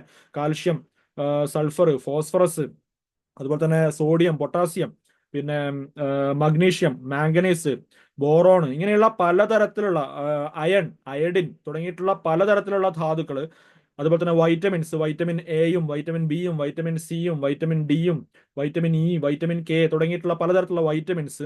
അതിനകത്ത് തന്നെ ഓരോ വൈറ്റമിൻസിലുമുള്ള സബായിട്ടുള്ള വൈറ്റമിൻ ബി എടുക്കുകയാണെങ്കിൽ B1, B2, B3 എന്ന് പറഞ്ഞിട്ട് B12 വരെയുള്ള വൈറ്റമിൻസ് ഉണ്ട്. അപ്പൊ അങ്ങനെയുള്ള എല്ലാ വൈറ്റമിൻസും മിനറൽസും ബാലൻസ്ഡ് ആയിട്ട് കിട്ടിയാൽ മാത്രമേ കാർബോഹൈഡ്രേറ്റിനെ ശരീരത്തിന് ശരിയായ രീതിയിൽ ഉപയോഗിക്കാൻ പറ്റുകയുള്ളൂ. മറ്റെല്ലാ ന്യൂട്രിയൻസും ബാലൻസ്ഡ് ആയിട്ട് കിട്ടിയാൽ മാത്രമേ ശരീരത്തിന് പ്രോട്ടീനെ ശരിയായ രീതിയിൽ ഉപയോഗിക്കാൻ സാധിക്കുകയുള്ളൂ. ബാക്കി എല്ലാ ന്യൂട്രിയൻസും ബാലൻസ്ഡ് ആയിട്ട് കിട്ടിയാലേ ശരീരത്തിന് ഫാറ്റിനെ ശരിയായ രീതിയിൽ ഉപയോഗിക്കാൻ സാധിക്കുകയുള്ളൂ. അല്ലാതെ ഫാറ്റ് മാത്രം ശരീരത്തിലേക്ക് ഒരുപാട് കഴിച്ചിട്ട് ശരീരത്തിന് നിലനിൽക്കാൻ സാധ്യമല്ല. കാരണം ഫാറ്റിനെ മെറ്റബോളൈസ് ചെയ്യാൻ മറ്റ് ഘടകങ്ങളും കിട്ടിയേ പറ്റൂ എന്നുള്ള കാര്യമുണ്ട്. ഓക്കെ, അപ്പൊ അതുകൊണ്ട് ശ്രദ്ധിക്കുക, ന്യൂട്രിയൻസ് ബാലൻസ് ചെയ്തുകൊണ്ടുള്ള ഫുഡ് പ്ലസ് കലോറി ബാലൻസ് ചെയ്തുകൊണ്ടുള്ള ഫുഡ്, ഇത് നിങ്ങൾ പ്രമേഹ നിയന്ത്രണത്തിൽ, പ്രമേഹത്തിന്റെ പ്രതിരോധത്തിലും പ്രമേഹത്തിന്റെ നിയന്ത്രണത്തിലും പ്രമേഹത്തിന്റെ ശമനത്തിലും ഉപയോഗിക്കേണ്ട ഒരു പ്രധാനപ്പെട്ട ഒരു കാര്യമാണ്. അതെന്താണെന്നുള്ള കാര്യം ഞാൻ ഇപ്പൊ ഈ സെഷൻ പറഞ്ഞതിന് ശേഷം ലാസ്റ്റ് ഞാൻ പറഞ്ഞിട്ടുണ്ട്. 5ാമത്തെ ഭാഗം എന്ന് പറയുന്നത് പ്രമേഹം പ്രതിരോധിക്കാനുള്ള ഒരു ജീവിത രീതിയും ഭക്ഷണ രീതിയും എന്താണെന്നുള്ള ഒരു കാര്യമാണ്. അല്ലെങ്കിൽ പ്രമേഹത്തെ മാറ്റിയെടുക്കാൻ എന്താണ് ചെയ്യേണ്ടതെന്നുള്ള ഒരു കാര്യമാണ് 5ാമത്തെ പോർഷൻ. അപ്പൊ അതിനകത്ത് ഞാൻ ഡീറ്റെയിൽ ആയിട്ട് വിശദീകരിക്കും. അപ്പൊ ഇത് ജസ്റ്റ് ഒന്ന് എഴുതി വെക്കുക. 2ാമത്തെ കാര്യം, നിങ്ങൾ എല്ലാ ദിവസവും കൃത്യമായിട്ടും വ്യായാമം ചെയ്യുക. വ്യായാമം എന്ന് പറയുന്നത് ഏതെങ്കിലും തരത്തിലുള്ള ശരീര ചലനങ്ങളിലും പ്രവൃത്തികളിലും ഏർപ്പെടുക എന്നുള്ളൊരു കാര്യമാണ്. ഇത് നിങ്ങളുടെ പ്രമേഹത്തിന്റെ പ്രതിരോധത്തിനും ഉള്ള ആളുകൾക്ക് അതിനെ നിയന്ത്രിക്കാനും അതിനെ മാറ്റിയെടുക്കാനും വളരെ പ്രധാനപ്പെട്ട ഒരു കാര്യമാണ്. ഓക്കെ, അപ്പോൾ വ്യായാമം അത് എങ്ങനെയാന്ന് വെച്ച് കഴിഞ്ഞാൽ ഒരു ദിവസം രാവിലെ എഴുന്നേറ്റ് പെട്ടെന്ന് 1 മണിക്കൂർ എന്തെങ്കിലും എക്സസൈസ് ചെയ്യാന്നുള്ള കാര്യമല്ല. നിങ്ങളുടെ ശരീരത്തിന്റെ ശേഷി അനുസരിച്ചിട്ടുള്ള ഒരു വ്യായാമ രീതിയാണ് നിങ്ങൾ ചെയ്യേണ്ടത്. ഇപ്പോഴത്തെ അവസ്ഥയിൽ നിങ്ങൾ ഭയങ്കര ഓവർ വെയിറ്റും കാലുവേദനയും പ്രശ്നങ്ങളും ഒക്കെ ആയിട്ടുള്ള ഒരു അവസ്ഥയിലാണെന്നുണ്ടെങ്കിൽ നിങ്ങൾ ഒരു ദിവസം രാവിലെ പെട്ടെന്ന് പോയിട്ട് അങ്ങ് ജോഗിങ് സ്റ്റാർട്ട് ചെയ്യാൻ പാടില്ല. നിങ്ങൾ ചെയ്യേണ്ടത് നിങ്ങൾക്ക് ചെയ്യാൻ പറ്റുന്ന ലളിതമായിട്ടുള്ള ശരീരചലനങ്ങളും ലളിതമായി വളരെ സ്ലോയിൽ നടക്കാൻ തുടങ്ങുക എന്നുള്ളൊരു കാര്യത്തിലൊക്കെയാണ് നിങ്ങൾ തുടങ്ങേണ്ടത്. നിങ്ങൾക്ക് നടക്കാൻ പറ്റുന്ന വേഗതയിൽ, നടക്കാൻ പറ്റുന്ന ദൈർഘ്യം നടക്കുക. ക്ഷീണം വരുമ്പോൾ, വേദന വരുമ്പോൾ വിശ്രമിക്കുക കുറച്ച് സമയം, വീണ്ടും എഴുന്നേറ്റിട്ട് വീണ്ടും കുറച്ച് നടക്കുക, കൈകാലുകളൊക്കെ ചലിപ്പിക്കുക. ഇങ്ങനെയൊക്കെ ചെയ്തുകൊണ്ട് നിങ്ങൾക്ക് കഴിയുന്ന ലളിതമായിട്ടുള്ള കാര്യങ്ങൾ ചെയ്യുക. ഓരോ ദിവസവും അത് ഇമ്പ്രൂവ് ചെയ്ത് കൊണ്ടിരിക്കുക എന്നുള്ളതാണ്. ആദ്യത്തെ ദിവസം 10 മിനിറ്റ് നടക്കാൻ പറ്റുമെങ്കിൽ, അല്ലെങ്കിൽ 5 മിനിറ്റ് നടക്കാൻ പറ്റുമെങ്കിൽ 5 മിനിറ്റ് നടക്കുക. 2ാമത്തെ ദിവസം അത് 6 മിനിറ്റിലേക്ക് കൊണ്ടുവരാൻ നോക്കുക. 3ാമത്തെ ദിവസം അത് 7ാമത്തെ മിനിറ്റിലേക്ക് കൊണ്ടുവരാൻ നോക്കുക. അങ്ങനെ ഗ്രാജുവലി ഒരു മാസം കൊണ്ടൊക്കെ ഒരു 15 മിനിറ്റോ 20 മിനിറ്റൊക്കെ ഈസി ആയിട്ട് നടക്കാൻ പറ്റുന്ന ഒരു അവസ്ഥയിലേക്ക് കൊണ്ടുവരിക. ഓക്കെ, അതേസമയം തന്നെ കൈകാലുകളൊക്കെ പല രീതിയിൽ ചലിപ്പിക്കുക. ഓക്കെ, എന്നിട്ട് ഗ്രാജുവലി നിങ്ങൾക്ക് ഒരു ജോഗിങ് ചെയ്യാൻ പറ്റുന്ന ഒരു അവസ്ഥയിലേക്ക് എത്തുമ്പോൾ, അതിൻ്റെ കൂടെ ഭക്ഷണവും ശ്രദ്ധിച്ച് മുന്നോട്ട് പോകുമ്പോൾ നിങ്ങളുടെ വെയിറ്റ് ഒക്കെ കുറഞ്ഞ് ശരീരത്തിലെ അമിതമായിട്ടുള്ള ഫാറ്റ് ഒക്കെ മാറുമ്പോൾ ശരീരത്തിന് കുറച്ചും കൂടി ഈസി ആവും നടക്കാനും ഒക്കെ. അതിന്റെ കൂടെയാണ് നിങ്ങൾ ജോഗിങ് പോലെയുള്ള സംഭവങ്ങളിലേക്കും പിന്നീട് ഈ എക്സസൈസിന്റെ സെക്കൻഡ് സ്റ്റേജിലേക്കൊക്കെ വരേണ്ടത്. അപ്പോൾ തുടക്കത്തിൽ ഒരിക്കലും പോയിട്ട് പെട്ടെന്ന് പോയിട്ട് ജോഗിങ്ങോ ജമ്പിങ്ങോ അല്ലെങ്കിൽ ഭയങ്കരമായിട്ടുള്ള എയറോബിക് ആക്ടിവിറ്റികളോ ഒരു കാര്യം ചെയ്യാൻ പാടില്ല. തുടക്കത്തിൽ വളരെ ലളിതമായിട്ടുള്ള കാര്യങ്ങൾ ചെയ്തു തുടങ്ങുക എന്നുള്ളൊരു കാര്യമാണ്. ഓക്കെ, അപ്പൊ നിങ്ങൾക്ക് ചെയ്യാവുന്ന കാര്യം നടത്തം, കുറച്ച് ഫാസ്റ്റിലുള്ള നടത്തം, അതേപോലെ തന്നെ സൈക്ലിംഗ് നിങ്ങൾക്ക് വേണമെങ്കിൽ ചെയ്യാം. നീന്തൽ അറിയുന്നവർക്ക് പിന്നെ പോയിട്ട് നീന്താനുള്ള സൗകര്യങ്ങൾ ഉണ്ടെങ്കിൽ അത് ചെയ്യുക. ഓക്കെ, പിന്നെ ചെറിയ കുന്നുകളിലേക്കോ മറ്റൊക്കെ നടന്ന് കയറാനുള്ള സാഹചര്യങ്ങളുള്ള ആൾക്കാർ, ചെറിയ ട്രക്കിങ് ഹൈക്കിംഗ് ഒക്കെ ചെയ്യാൻ പറ്റുന്ന ആൾക്കാർ പറ്റുമെങ്കിൽ അങ്ങനെയുള്ള കാര്യങ്ങൾക്ക് പോവുക. നേച്ചർ ഒരു എക്സ്പോഷറിന് വേണ്ടിയിട്ട് നേച്ചർ ക്യാമ്പ് ആക്ടിവിറ്റീസ് എന്നുള്ള രീതിയിലുള്ള കാര്യങ്ങൾ ചെയ്യുന്ന കാര്യങ്ങൾക്ക് പോവുക. ഓക്കെ, ഇങ്ങനെയുള്ള പല കാര്യങ്ങൾ അതേപോലെ നിങ്ങൾക്ക് വല്ല ഡാൻസോ അങ്ങനെ എന്തെങ്കിലുമൊക്കെ ഗ്രൂപ്പായിട്ട് ചെയ്യാൻ പറ്റുമെങ്കിൽ, അല്ലെങ്കിൽ ഗ്രൂപ്പായിട്ട് യോഗ എക്സസൈസ് ഗ്രൂപ്പുകൾ ഉണ്ടെങ്കിൽ, അല്ലെങ്കിൽ ജിമ്മിൽ പോയിട്ട് ഗ്രൂപ്പായിട്ട് ചെയ്യാൻ പറ്റുമെങ്കിൽ ലളിതമായിട്ടുള്ള കാര്യങ്ങൾ ഒക്കെ ചെയ്യാൻ ശ്രമിക്കുക. കാരണം ഒറ്റയ്ക്ക് ചെയ്യുന്നതിനേക്കാളും ഗ്രൂപ്പായിട്ട് ചെയ്താലാണ് അത് തുടരാനുള്ള സാധ്യത കൂടുക. അല്ല എങ്കിൽ അത് നമ്മളെ ഇടയ്ക്ക് വെച്ചിട്ട് നിർത്താനുള്ള സാധ്യത വളരെ കൂടുതലാണ്. ഓക്കെ, അപ്പൊ രാവിലെ എഴുന്നേറ്റുള്ള നടത്തം പോലും നിങ്ങൾ ഒറ്റയ്ക്ക് നടത്തുന്നതിനേക്കാളും അപ്പൊ അയൽവക്കക്കാരോ ഫ്രണ്ട്സ് ഒക്കെ ഉണ്ടെന്നുണ്ടെങ്കിൽ അവരെയും കൂട്ടിയിട്ട് നടത്തം തുടങ്ങുക എന്നുള്ളൊരു കാര്യമാണ് നിങ്ങൾ ചെയ്യേണ്ടത്. നിങ്ങൾ വാക്കിംഗ് ഗ്രൂപ്പുകൾ ഉണ്ടാക്കുക, സൈക്ലിങ്ങിനുള്ള ഗ്രൂപ്പുകൾ ഉണ്ടാക്കുക, നീന്തൽ പറ്റുമെങ്കിൽ നീന്താൻ ഉള്ള സാഹചര്യം ഒരുക്ക്, പിന്നെ നീന്തൽ കുളത്തിലേക്കോ മറ്റോ പോയിട്ട് നീന്താൻ ശ്രമിക്കുക. ഇങ്ങനെ പലതരത്തിലുള്ള ഫിസിക്കൽ ആക്ടിവിറ്റീസ്. ഇനി ഇതൊന്നുമില്ല, നമുക്ക് വീട്ടിന് പുറത്ത് പോകാനുള്ള സാഹചര്യമൊന്നുമില്ല എങ്കിൽ വീട്ടിന്റെ ഉള്ളിൽ ചെയ്യാവുന്ന ലളിതമായിട്ടുള്ള വ്യായാമങ്ങൾ. അത് മെഷീൻസ് ഒന്നും വേണമെന്നൊന്നുമില്ല. മെഷീൻസ് ഉണ്ടെങ്കിൽ നിങ്ങൾക്ക് ട്രെഡ്മില്ലൊക്കെ ഉണ്ടെങ്കിൽ അതിനകത്ത് കയറി നടക്കുന്ന കാര്യം ആലോചിക്കാം. പക്ഷേ അല്ലെങ്കിലും നിങ്ങളുടെ വീട്ടിന്റെ ഹാളിന്റെ ഉള്ളിൽ അല്ലെങ്കിൽ ടെറസിന്റെ മേലെ എവിടെയെങ്കിലൊക്കെ ആയിട്ട് പറ്റുന്ന രീതിയിൽ ചെറിയ ലളിതമായിട്ടുള്ള ഫിസിക്കൽ ആക്ടിവിറ്റി നിർബന്ധമായിട്ട് ഉറപ്പുവരുത്തുക എന്നുള്ളൊരു കാര്യമാണ്. ഓക്കെ, അപ്പോൾ ഭക്ഷണം, വ്യായാമം, കൃത്യമായിട്ട് ഉറങ്ങുക. 7 മണിക്കൂർ മുതൽ 8 മണിക്കൂർ വരെ കൃത്യമായി ഉറങ്ങുക നിർബന്ധമായിട്ടുള്ള ഒരു കാര്യമാണ്. കാരണം ഓരോ ദിവസവും രാത്രി ശരീരത്തിന്റെ റിപ്പയറിംഗ് വർക്ക് നടക്കുന്നത് രാത്രി ഉറക്കത്തിലാണ്. ശരീരത്തിന്റെ മെറ്റബോളിസത്തിലെ കറക്ഷൻ നടക്കുന്നത് രാത്രി ഉറക്കത്തിലാണ്. ഒരുപാട് കാര്യങ്ങൾ നിങ്ങളുടെ മെറ്റബോളിസത്തിന്റെ ആ എഞ്ചിൻ, നിങ്ങളുടെ കോശങ്ങളുടെ ഉള്ളിലുള്ള സംവിധാനങ്ങളൊക്കെ റിപ്പയർ ചെയ്യുന്നത് എല്ലാം രാത്രി ഉറക്കത്തിലാണ്. അപ്പോൾ ഉറങ്ങിയില്ല എങ്കിൽ ഈ പറഞ്ഞ സിസ്റ്റം മൊത്തം കൊളാപ്സ്ഡ് ആവും. പിറ്റേ ദിവസം നിങ്ങൾ കംപ്ലീറ്റ് റിപ്പയർ ചെയ്യപ്പെടാത്ത ഒരു സംവിധാനവുമായിട്ടായിരിക്കും പിറ്റേ ദിവസം നിങ്ങൾ പ്രവൃത്തികൾ ചെയ്യാൻ തുടങ്ങുന്നത്. അത് കൂടുതൽ കൂടുതൽ ഡാമേജിലേക്ക് ശരീരത്തിലേക്ക് എത്തിക്കും. അതുകൊണ്ട് കൃത്യമായിട്ട് ഉറങ്ങുക 7 മണിക്കൂർ മുതൽ 8 മണിക്കൂർ വരെ.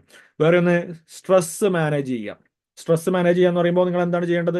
ഭയങ്കരമായ പിരിമുറുക്കത്തിലും മറ്റൊക്കെ ആണെന്നുണ്ടെങ്കിൽ അതിന്റെ കാരണങ്ങളെ കൃത്യമായിട്ട് കണ്ടെത്തുക, അത് ലിസ്റ്റ് ചെയ്യുക, അത് എത്രയും പെട്ടെന്ന് സോൾവ് ചെയ്യാനുള്ള മാർഗങ്ങൾ നോക്കുക. ശരീരത്തിന് മനസ്സിന് സന്തോഷം കിട്ടുന്ന കുറച്ച് ആക്ടിവിറ്റീസ് നിങ്ങളുടെ നിത്യജീവിതത്തിൽ ഉൾപ്പെടുത്തുക.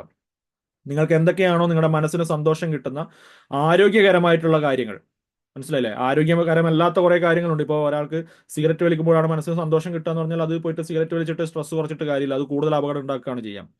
ഓക്കെ, അതിനേക്കാൾ വലിയ അപകടം ഉണ്ടാക്കും. അപ്പൊ അതേപോലെ വളരെ ആരോഗ്യകരമായിട്ടുള്ള ഏറ്റവും ശരിയായിട്ടുള്ള നല്ല ശീലങ്ങൾ, ഇപ്പൊ യാത്ര പോവുക എന്നുള്ള കാര്യം നല്ല കാര്യമാണ്. സുഹൃത്തുക്കളുമായിട്ട് സമയം ഷെയർ ചെയ്യുക എന്നുള്ള കാര്യം നല്ല കാര്യമാണ്.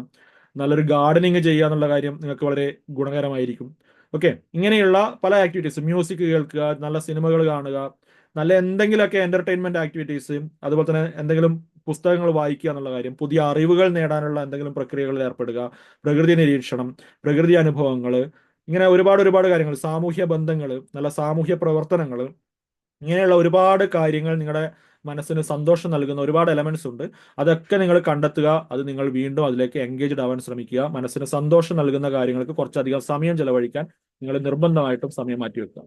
ഓക്കെ, ആ രീതിയിൽ സ്ട്രെസ് മാനേജ് ചെയ്യുക. വേറെ ഒരു ദിവസം രാവിലെ മുതൽ എഴുന്നേറ്റത് മുതൽ രാത്രി ഉറങ്ങുന്നത് വരെയുള്ള നിങ്ങളുടെ ഒരു മാനേജ്മെന്റ്, ടൈം മാനേജ്മെന്റ്, ഒരു പ്ലാൻ ഉണ്ടാവണം. ഓരോ ദിവസവും ചെയ്യേണ്ട, പ്രയോറിറ്റി കൊടുത്തുകൊണ്ട് ചെയ്യേണ്ട കാര്യങ്ങൾ, തീർക്കേണ്ട കാര്യങ്ങളെല്ലാം കൃത്യമായിട്ട് ചെയ്ത് മുന്നോട്ട് പോകുന്ന രീതിയിലേക്ക് അതിന്റെ അറിവും അതിന്റെ കഴിവും ആർജിക്കുക എന്നുള്ള കാര്യം പ്രധാനപ്പെട്ട കാര്യമാണ്. മാത്രമല്ല അത് ചെയ്തു തീർക്കുക എന്നുള്ള കാര്യവും പ്രധാനപ്പെട്ട കാര്യമാണ്. ഇല്ല എങ്കിൽ അതുകൊണ്ടുണ്ടാകുന്ന സ്ട്രെസ് കൊണ്ട് നിങ്ങൾക്ക് നിരന്തരമായിട്ട് അതിനെക്കുറിച്ച് ആലോചിച്ചിട്ടും അതിൻ്റെ ഉണ്ടാക്കുന്ന പ്രശ്നങ്ങളുമുള്ള സ്ട്രെസ് കൊണ്ട് ഒരുപാട് പ്രശ്നങ്ങൾ വരും. ഓക്കെ, അപ്പൊ അത് മാനേജ് ചെയ്യുക. ഇതൊക്കെ വ്യക്തിപരമായിട്ട് ഓരോരുത്തരും പേഴ്സണലി അവരവരുടെ പ്രശ്നങ്ങൾ എന്താണെന്ന് തിരിച്ചറിഞ്ഞിട്ട് ചെയ്യേണ്ട കാര്യങ്ങളാണ്. പക്ഷെ സ്ട്രെസ് നിങ്ങൾ മാനേജ് ചെയ്തിരിക്കണം. വ്യായാമം നന്നായിട്ട് ചെയ്യുമ്പോഴും സ്ട്രെസ് മാനേജ്ഡ് ആവുന്നുള്ളൊരു കാര്യമുണ്ട്. പിന്നെ നന്നായിട്ട് ചെറിയൊരു യാത്ര പോവുകയും ട്രക്കിംഗ് പോവുകയൊക്കെ ചെയ്യുകയാണെന്നുണ്ടെങ്കിലും നന്നായിട്ട് സ്ട്രെസ് മാനേജ് ചെയ്യാൻ പറ്റും.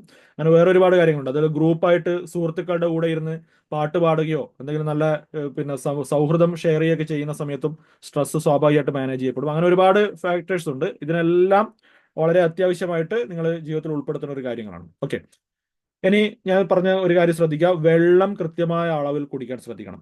അമിതമായ അളവിൽ അല്ല, ചെറിയ അളവിൽ പിന്നെ ആവശ്യത്തിൽ കുറയും പാടില്ല. ആവശ്യമുള്ള കൃത്യമായ അളവിൽ വെള്ളം.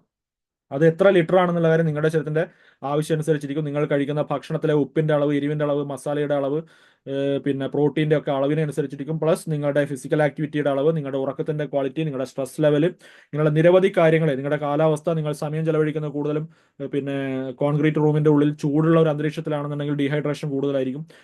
തണുത്ത വായു നിങ്ങളുടെ ശരീരത്തിലേക്ക് തട്ടിക്കൊണ്ടേയിരിക്കുന്നില്ലെങ്കിൽ, നിങ്ങളുടെ ശരീരം തണുക്കുന്നില്ല എങ്കിൽ ഡീഹൈഡ്രേഷൻ കൂടുതലായിരിക്കും. അപ്പോൾ അതിനനുസരിച്ചിട്ടൊക്കെ വെള്ളം കൃത്യമായിട്ട് നിങ്ങൾ കൂടുതൽ കുടിക്കേണ്ടി വരും. ഓക്കെ, അപ്പോൾ വെള്ളം കൃത്യമായ അളവിൽ കുടിക്കുക, ദാഹത്തിനനുസരിച്ച് കുടിക്കുക. ഒരു ദിവസം എത്ര വെള്ളം കുടിക്കുന്നുണ്ട്, അതിന്റെ ആവശ്യം എത്രയാണെന്നുള്ള കാര്യം നോട്ട് ചെയ്തിട്ടുകൊണ്ട് കുടിക്കാൻ നോക്കുക. മാത്രമല്ല മൂത്രത്തിന്റെ നിറം നോക്കുക. മൂത്രം മഞ്ഞ നിറത്തിലേക്ക് ഒരു കാരണവശാലും പോകാൻ പാടില്ല. മൂത്രം നല്ല ക്ലീൻ യൂറിൻ ആയിരിക്കണം. ക്ലീൻ യൂറിൻ ആണെങ്കിലാണ് നിങ്ങൾ കുടിക്കുന്ന വെള്ളത്തിന്റെ അളവ് സഫീഷ്യന്റ് ആണെന്നുള്ളത് നമുക്ക് മനസ്സിലാക്കാൻ പറ്റുക. ചെറിയ രീതിയിൽ മഞ്ഞ നിറത്തിലുള്ള മൂത്രം പോകുന്നുണ്ടെങ്കിൽ പോലും നിങ്ങൾ കുടിക്കുന്ന വെള്ളത്തിന്റെ അളവ് കുറവാണെന്നുള്ള കാര്യം മനസ്സിലാക്കണം. ഓക്കെ, അപ്പോൾ ആവശ്യത്തിന് വെള്ളം കൃത്യമായിട്ട് കുടിക്കുക. ഒന്ന് അടുത്ത് നിങ്ങളുടെ എൻവയോൺമെന്റ്, നിങ്ങളുടെ പരിസ്ഥിതി ശ്രദ്ധിക്കുക. നിങ്ങൾ ശ്വസിക്കുന്ന വായുവിന്റെ ക്വാളിറ്റി വളരെ പ്രധാനപ്പെട്ട കാര്യമാണ്. നിങ്ങൾ ചന്ദനത്തിരി, കൊതുകുതിരി തുടങ്ങിയിട്ടുള്ള സാധനങ്ങൾ, പ്ലാസ്റ്റിക് കത്തിച്ച് വെച്ച് ശ്വസിക്കുന്ന സാധനങ്ങൾ, മറ്റ് പലതരത്തിൽ അന്തരീക്ഷത്തിലേക്ക് ചെറിയ സൂക്ഷ്മ കണികകളും പിന്നെ വിഷങ്ങളും വമിപ്പിക്കുന്ന ഏത് സാധനവും, പർട്ടിക്കുലേറ്റ് മാറ്റർ എന്ന് പറയുന്ന സൂക്ഷ്മ കണികകൾ, നിങ്ങളൊരു ചന്ദനത്തിരി കത്തിച്ച് വെച്ചാൽ അതിനകത്ത് നിന്ന് പുറത്തേക്ക് വരുന്ന ചെറിയ ചെറിയ പൊടികൾ മതി. അല്ലെങ്കിൽ നിങ്ങളൊരു ടാൽക്കം പൗഡർ എടുത്ത് ഉപയോഗിക്കുമ്പോൾ അതിനകത്ത് നിന്ന് അന്തരീക്ഷത്തിലേക്ക് വരുന്ന പൊടികൾ മതി. അല്ലെങ്കിൽ നിങ്ങളുടെ ബോഡി സ്പ്രേകൾ ഉപയോഗിക്കുമ്പോൾ അന്തരീക്ഷത്തിൽ തങ്ങി നിൽക്കുന്ന ചെറിയ എയറോസോൾസ് എന്ന് പറയുന്ന ചില കണികകൾ മതി നിങ്ങളുടെ ശ്വാസകോശത്തിലേക്ക് എത്തി അവിടുത്തെ ആൽവിയോളൈസിൽ ഡാമേജ് ഉണ്ടാക്കാൻ. അത് ഗ്രാജുവലി നിങ്ങളുടെ മറ്റ് സിസ്റ്റത്തിനെയും ബാധിക്കും. നിങ്ങളുടെ രക്തത്തിലേക്ക് ഗ്ലൂക്കോസ്, ഓക്സിജൻ എത്തുന്നതിനെ ബാധിക്കും. ആ ഓക്സിജൻ പിന്നെ നിങ്ങളുടെ കോശങ്ങളിലേക്ക് ട്രാൻസ്പോർട്ട് ചെയ്യപ്പെടുന്നതിനെ അത് ബാധിക്കും. അതെല്ലാം തന്നെ ഗ്രാജുവലി നിങ്ങളുടെ ടോട്ടൽ ഹെൽത്തിൽ പ്രശ്നങ്ങൾ ഉണ്ടാക്കുകയും നിങ്ങളുടെ ശ്വാസകോശത്തിന്റെ എഫിഷ്യൻസിയിൽ പ്രശ്നം ഉണ്ടാക്കി ഗ്രാജുവലി അത് മറ്റ് സിസ്റ്റത്തിന്റെ എഫിഷ്യൻസിയിലും പ്രശ്നങ്ങൾ ഉണ്ടാക്കി അത് അൾട്ടിമേറ്റ്ലി ഏത് രോഗത്തിലേക്കും പോകാം. ഞാൻ പറഞ്ഞ ഇപ്പൊ പ്രമേഹം തന്നെ വേണമെന്നല്ലോ മനുഷ്യന് പിന്നെ ബുദ്ധിമുട്ടുണ്ടാവാൻ, അല്ലെ? ഏതൊരു രോഗവും പ്രമേഹത്തെ സങ്കീർണമാക്കുക. ഇപ്പൊ നിങ്ങൾക്കൊരു ആസ്മയുള്ള ഒരാളാണെന്നുണ്ടെങ്കിൽ പ്ലസ് പ്രമേഹം കൂടി ഉണ്ടെന്നുണ്ടെങ്കിൽ എന്താ സംഭവം?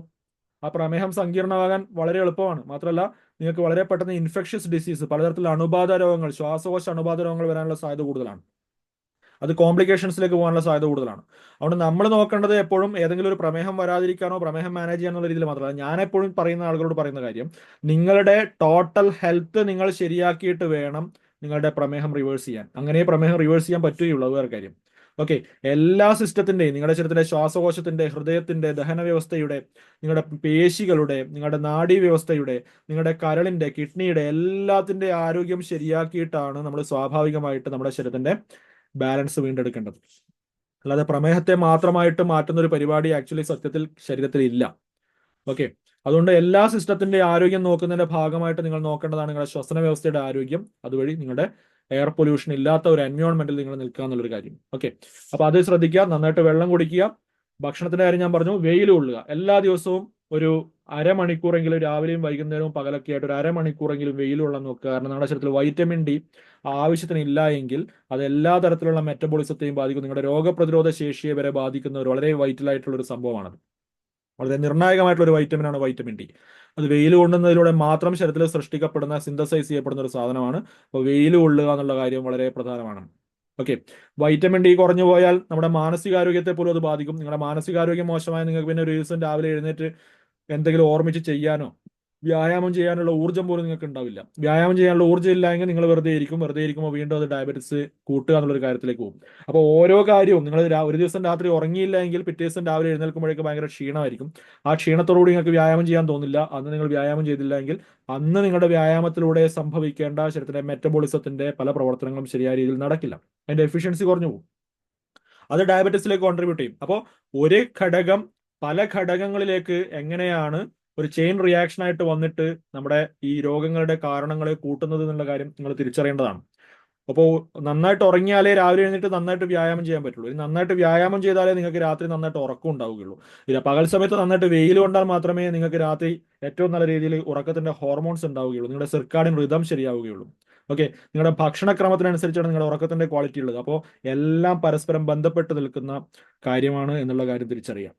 ഓക്കെ, പിന്നെ ചോദ്യങ്ങളെല്ലാം അവസാനം ചോദിക്കാം. ജസ്റ്റ് നിങ്ങൾക്ക് ചാറ്റ് ബോക്സിൽ എഴുതിയിരുന്നതുകൊണ്ട് കുഴപ്പമില്ല. അപ്പോൾ ഞാൻ അവസാനം പറയാം. അപ്പോൾ പിന്നെ പറഞ്ഞത് വ്യായാമം, പിന്നെ ഉള്ളത് വിശ്രമം. കൃത്യമായ അളവിൽ വിശ്രമിക്കുക എന്നുള്ളൊരു കാര്യം പ്രധാനമാണ്. മാനസികമായിട്ടുള്ള പ്രവർത്തനങ്ങൾക്കിടയിൽ മാനസികമായ വിശ്രമം വേണം. ചെറിയ ബ്രേക്ക് എടുക്കണം. ശാരീരികമായിട്ട് ചെയ്യുന്ന ജോലികൾക്കിടയിലും ചെറിയ ചെറിയ ബ്രേക്കുകൾ ഉണ്ടാവണം. അതായത് നിങ്ങളൊരു വെയിറ്റ് എടുത്തിട്ട് ഒരു ദൂരേക്ക് കൊണ്ടുവെക്കുക എന്ന് വിചാരിക്കുക. കുറച്ച് അങ്ങോട്ടേക്ക് നടക്കുമ്പോൾ നിങ്ങളുടെ കൈവേദന എടുക്കുന്നു, ഭയങ്കരമായിട്ട് ബുദ്ധിമുട്ട് അനുഭവപ്പെടുന്നു. നിങ്ങളുടെ ശ്വാസവും നിങ്ങളുടെ ബ്രീത്ത് റേറ്റും നിങ്ങളുടെ ഹാർട്ട് റേറ്റും നിങ്ങളുടെ കൺട്രോളിലേക്ക് നിൽക്കാത്ത രീതിയിൽ നിങ്ങൾ ഭയങ്കരമായിട്ട് ശരീരത്തെ ടോർച്ചർ ചെയ്യുന്ന ഒരു അവസ്ഥയിലേക്ക് പോകരുത്. നിങ്ങൾ അതിനിടയിൽ ആ സാധനം നിലത്ത് വെക്കുക, കുറച്ച് സമയം വിശ്രമിക്കുക, എന്നിട്ട് വീണ്ടും എടുത്തിട്ട് കൊണ്ടുപോകണം. ഈ രീതിയിലാണ് ശരീരത്തെ ഉപയോഗിക്കേണ്ടത്. ഒരു കാരണവശാലും വിശ്രമമില്ലാതെ മാനസികമോ ശാരീരികവുമായ ജോലികളിൽ ഏർപ്പെടാൻ പാടില്ല. ഇത് ശരീരത്തിന് ഭയങ്കര ഡാമേജ് ഉണ്ടാക്കുന്ന ഒരു സാധനമാണ്. ശരീരത്തിന്റെ പ്രവർത്തന രീതി എന്ന് പറയുന്നത് ചലനം അല്ലെങ്കിൽ പ്രവൃത്തി, പിന്നീട് കുറച്ച് സമയം വിശ്രമം, വീണ്ടും ചലനം അല്ലെങ്കിൽ പ്രവൃത്തി, പിന്നെ വീണ്ടും വിശ്രമം. ഈ രീതിയിലാണ് ശരീരത്തിന്റെ പ്രവർത്തന രീതി. ആ വിശ്രമം നിങ്ങൾ കൊടുക്കാതെ നിങ്ങൾ ശരീരത്തെ നിരന്തരമായിട്ട് ഉപയോഗിച്ചുകൊണ്ടിരുന്നു കഴിഞ്ഞാൽ, വിശ്രമമില്ലാതെ ഉപയോഗിച്ചുകൊണ്ടിരുന്നാൽ ശരീരത്തിൽ ഡാമേജ് വരും. ഒരു സംശയം വേണ്ട. നിങ്ങൾക്കറിയാം ടെന്നീസ് എൽബോ എന്ന് പറയുന്ന അസുഖമൊക്കെ എങ്ങനെ വരുന്നുള്ള കാര്യം. ടെന്നീസ് കളിക്കാർക്ക് വരുന്നൊരു സംഭവമാണ്. എന്തുകൊണ്ടാണ്? കണ്ടിന്യൂസ് ആയിട്ട് ആ മസിൽസും ഒരു വിശ്രമമില്ലാതെ ഉപയോഗിക്കുന്നതിന്റെ ഭാഗമായിട്ട് വരുന്നൊരു രോഗമാണ്. ഞാനൊരു ഉദാഹരണം പറഞ്ഞു എന്ന് മാത്രമേ ഉള്ളൂ. ഇങ്ങനെ ശരീരത്തിലെ ഏതൊരു സിസ്റ്റവും, അത് നിങ്ങളുടെ ശ്വാസകോശം ആയിക്കോട്ടെ, നിങ്ങളുടെ ഹൃദയം ആയിക്കോട്ടെ, നിങ്ങളുടെ തലച്ചോറായിക്കോട്ടെ, നിങ്ങളുടെ കരളായിക്കോട്ടെ, നിങ്ങളുടെ കിഡ്നി ആയിക്കോട്ടെ, ഏതൊരു അവയവത്തിനും അത് ചെയ്യുന്ന പ്രവൃത്തികൾക്കിടയിൽ ആവശ്യത്തിന് വിശ്രമം വേണം. അല്ലെങ്കിൽ ഒരിക്കലും അതിന് ഓവർലോഡ് വർക്ക് വരാൻ പാടില്ല. ഓവർലോഡ് വർക്ക് വന്നാൽ ഒരു അവയവം ക്ഷീണിച്ചു പോകും, അത് നശിച്ചു പോകും.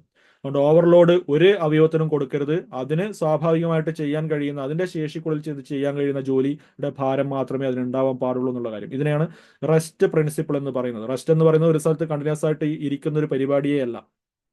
ആളുകൾ വിചാരിക്കുന്ന റെസ്റ്റ് എന്ന് പറഞ്ഞാൽ രാവിലെ മുതൽ വൈകുന്നേരം വരെ ഒരു സ്ഥലത്ത് കസേരയിൽ ഇരുന്ന് കഴിഞ്ഞാൽ അത് റെസ്റ്റ് ആണെന്നാണ്. അത് റെസ്റ്റ് അല്ല. REST റെസ്റ്റ് അല്ല. അത് നമ്മൾ RUST റെസ്റ്റ് എന്ന് പറയും. തുരുമ്പെടുക്കുക എന്ന് പറയും. ഓക്കെ, റെസ്റ്റ് എടുത്ത് നശിച്ചു പോവുക എന്നുള്ളൊരു അവസ്ഥയാണ് ആ റെസ്റ്റ് എന്ന് പറയുന്നത്. അതുകൊണ്ട് പ്രവൃത്തികൾക്ക് ആനുപാതികമായിട്ട് എടുക്കുന്ന വിശ്രമത്തെയാണ് നമ്മൾ വിശ്രമം എന്ന് പറയുന്നത്. അല്ലാത്ത വിശ്രമം വിശ്രമമല്ല. ഓക്കെ, അതുകൊണ്ട് ഫിസിക്കൽ ആക്ടിവിറ്റിക്കിടയിൽ വിശ്രമം എടുക്കുക, ക്ഷീണം അനുഭവപ്പെടുമ്പോൾ ശരീരത്തിന് വിശ്രമം കൊടുക്കുക, മാനസികമായിട്ടുള്ള പ്രവൃത്തികൾക്കിടയിലും ആവശ്യത്തിന് വിശ്രമം എടുക്കാൻ ശ്രദ്ധിക്കുക. മാത്രമല്ല ഫിസിയോളജിക്കൽ റെസ്റ്റ് എന്ന് പറയുന്ന ഒരു കാര്യമുണ്ട്. നിങ്ങളുടെ ദഹന വ്യവസ്ഥയ്ക്ക് കൊടുക്കേണ്ട വിശ്രമത്തെയാണ് പറയുന്നത്. നന്നായി വിശന്നിട്ട് മാത്രം ആഹാരം കഴിക്കുക, വിശക്കാതെ ആഹാരം കഴിക്കരുത്. വിശക്കാതെ കഴിക്കുന്ന ഓരോ ആഹാരവും ഓരോ ഭക്ഷണവും നിങ്ങളുടെ കലോറി കൂട്ടുന്നു എന്നുള്ള കാര്യം മാത്രമല്ല, നിങ്ങളുടെ ആന്തരിക അവയവങ്ങളുടെ പ്രവർത്തനങ്ങളെ, അതിന്റെ കാര്യക്ഷമതയെ എല്ലാം തെറ്റായ രീതിയിൽ ബാധിക്കും. ശരീരത്തിന് ആവശ്യമില്ലാതെ നിങ്ങളുടെ കരളിന്റെ പ്രവർത്തനത്തെ, കിഡ്നിയുടെ പ്രവർത്തനത്തെ എല്ലാം ബാധിക്കുന്ന ഒരു കാര്യമാണ് നിങ്ങൾ ആവശ്യമില്ലാതെ വിശപ്പില്ലാതെ കഴിക്കുന്ന ഓരോ ആഹാരവും. ഓക്കെ, അതുകൊണ്ട് ഫിസിയോളജിക്കൽ റെസ്റ്റ് എന്നാണ് അതിന് പറയുക. അത് വളരെ ഡീറ്റെയിൽ ആയിട്ട് പഠിക്കേണ്ട വലിയൊരു സബ്ജക്റ്റ് ആണ്. ഓക്കെ, ഞാനിപ്പോ അത്രയും വലിയ സംഭവത്തിലേക്ക് പോകാനുള്ള സമയമില്ലാത്തതുകൊണ്ട് ഞാനത് ജസ്റ്റ് അവിടെ ചുരുക്കി പറയുകയാണ്. വിശ്രമം.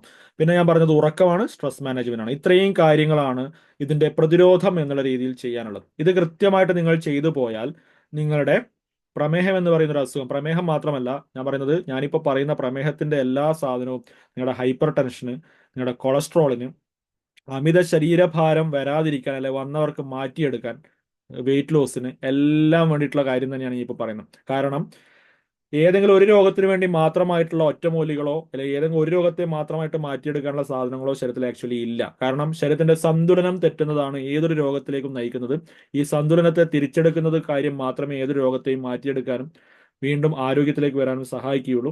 വ്യായാമം ചെയ്താൽ പ്രമേഹത്തിനെയും കൺട്രോൾ ചെയ്യാം, നിങ്ങൾക്ക് ഹൈപ്പർ ടെൻഷനെയും കൺട്രോൾ ചെയ്യാം, നിങ്ങളുടെ കൊളസ്ട്രോളിനെ കൺട്രോൾ ചെയ്യാം, നിങ്ങൾക്ക് നിങ്ങളുടെ വെയിറ്റ് കുറക്കാം, നിങ്ങളുടെ മാനസികാരോഗ്യത്തെ വർദ്ധിപ്പിക്കാം, നിങ്ങളുടെ ദഹന വ്യവസ്ഥയുടെ പ്രവർത്തനത്തെ ശരിയാക്കാം, നിങ്ങളുടെ കരളിന്റെ പ്രവർത്തനത്തെ ശരിയാക്കാം, നിങ്ങളുടെ കിഡ്നിയുടെ പ്രവർത്തനത്തെ ശരിയാക്കാം. ഏതൊരു വ്യവസ്ഥയുടെയും ശാരീരികമായിട്ടുള്ള അവയവ വ്യവസ്ഥയുടെയും ആരോഗ്യത്തിനും അതിനെ ബാധിച്ചിരിക്കുന്ന ഏതെങ്കിലും ബുദ്ധിമുട്ടുകൾക്കും കൃത്യമായിട്ടുള്ള സൊല്യൂഷനാണ് എക്സസൈസ്. അതേപോലെ തന്നെ വ്യായാമം, ഭക്ഷണം, കൃത്യമായിട്ടുള്ള ഉറക്കം, സ്ട്രെസ് മാനേജ്മെന്റ്, നിങ്ങൾ കുടിക്കുന്ന വെള്ളം, നിങ്ങൾ പിന്നെ ശ്വസിക്കുന്ന വായു, നിങ്ങൾ വെയിൽ കൊള്ളുന്നത്, നിങ്ങൾ വിശ്രമിക്കുന്നത്, എല്ലാ സാധനവും ആത്യന്തികമായിട്ട് നിങ്ങളുടെ ഓരോ സിസ്റ്റത്തിന്റെയും പ്രവർത്തനക്ഷമതയെ മെച്ചപ്പെടുത്തുകയും അതുവഴി നിങ്ങളുടെ ടോട്ടൽ ഹെൽത്ത് മെച്ചപ്പെടുത്തുകയും അതുവഴി നിങ്ങളുടെ രോഗത്തെ സ്വാഭാവികമായിട്ടൊരു സൈഡ് എഫക്റ്റ് എന്നോണം മാറ്റുകയുമാണ് ചെയ്യുന്നത് എന്നുള്ള കാര്യം തിരിച്ചറിയാം. ഈവൻ നിങ്ങളുടെ അണുബാധ രോഗങ്ങളെ പ്രതിരോധിക്കാനുള്ള രോഗപ്രതിരോധ ശേഷി പോലും ഞാൻ ഈ പറഞ്ഞ ഓരോ കാര്യങ്ങളെ ആശ്രയിച്ചിരിക്കുന്ന ഒരു കാര്യമാണ്. നന്നായിട്ട് വ്യായാമം ചെയ്യുന്ന ആൾക്കാരിൽ, നല്ല ഭക്ഷണ രീതി പ്രാക്ടീസ് ചെയ്യുന്ന ആൾക്കാരിൽ, നല്ല പോലെ ഉറങ്ങുന്ന ആൾക്കാരിൽ രോഗപ്രതിരോധ ശേഷി കൂടി നിൽക്കും. അതായത് ആരോഗ്യം എത്രയുണ്ടോ അതിന് അനുപാതികമായിരിക്കും നിങ്ങളുടെ രോഗപ്രതിരോധ ശേഷി. അതുകൊണ്ട് ഒരു അണുബാധ രോഗത്തെ പ്രതിരോധിക്കണമെങ്കിലും നിങ്ങളുടെ രോഗപ്രതിരോധ ശേഷി കാര്യക്ഷമമായി നിർത്തണമെങ്കിലും ഞാൻ ഈ പറഞ്ഞ സെയിം മെത്തേഡ്സ് ആണ്.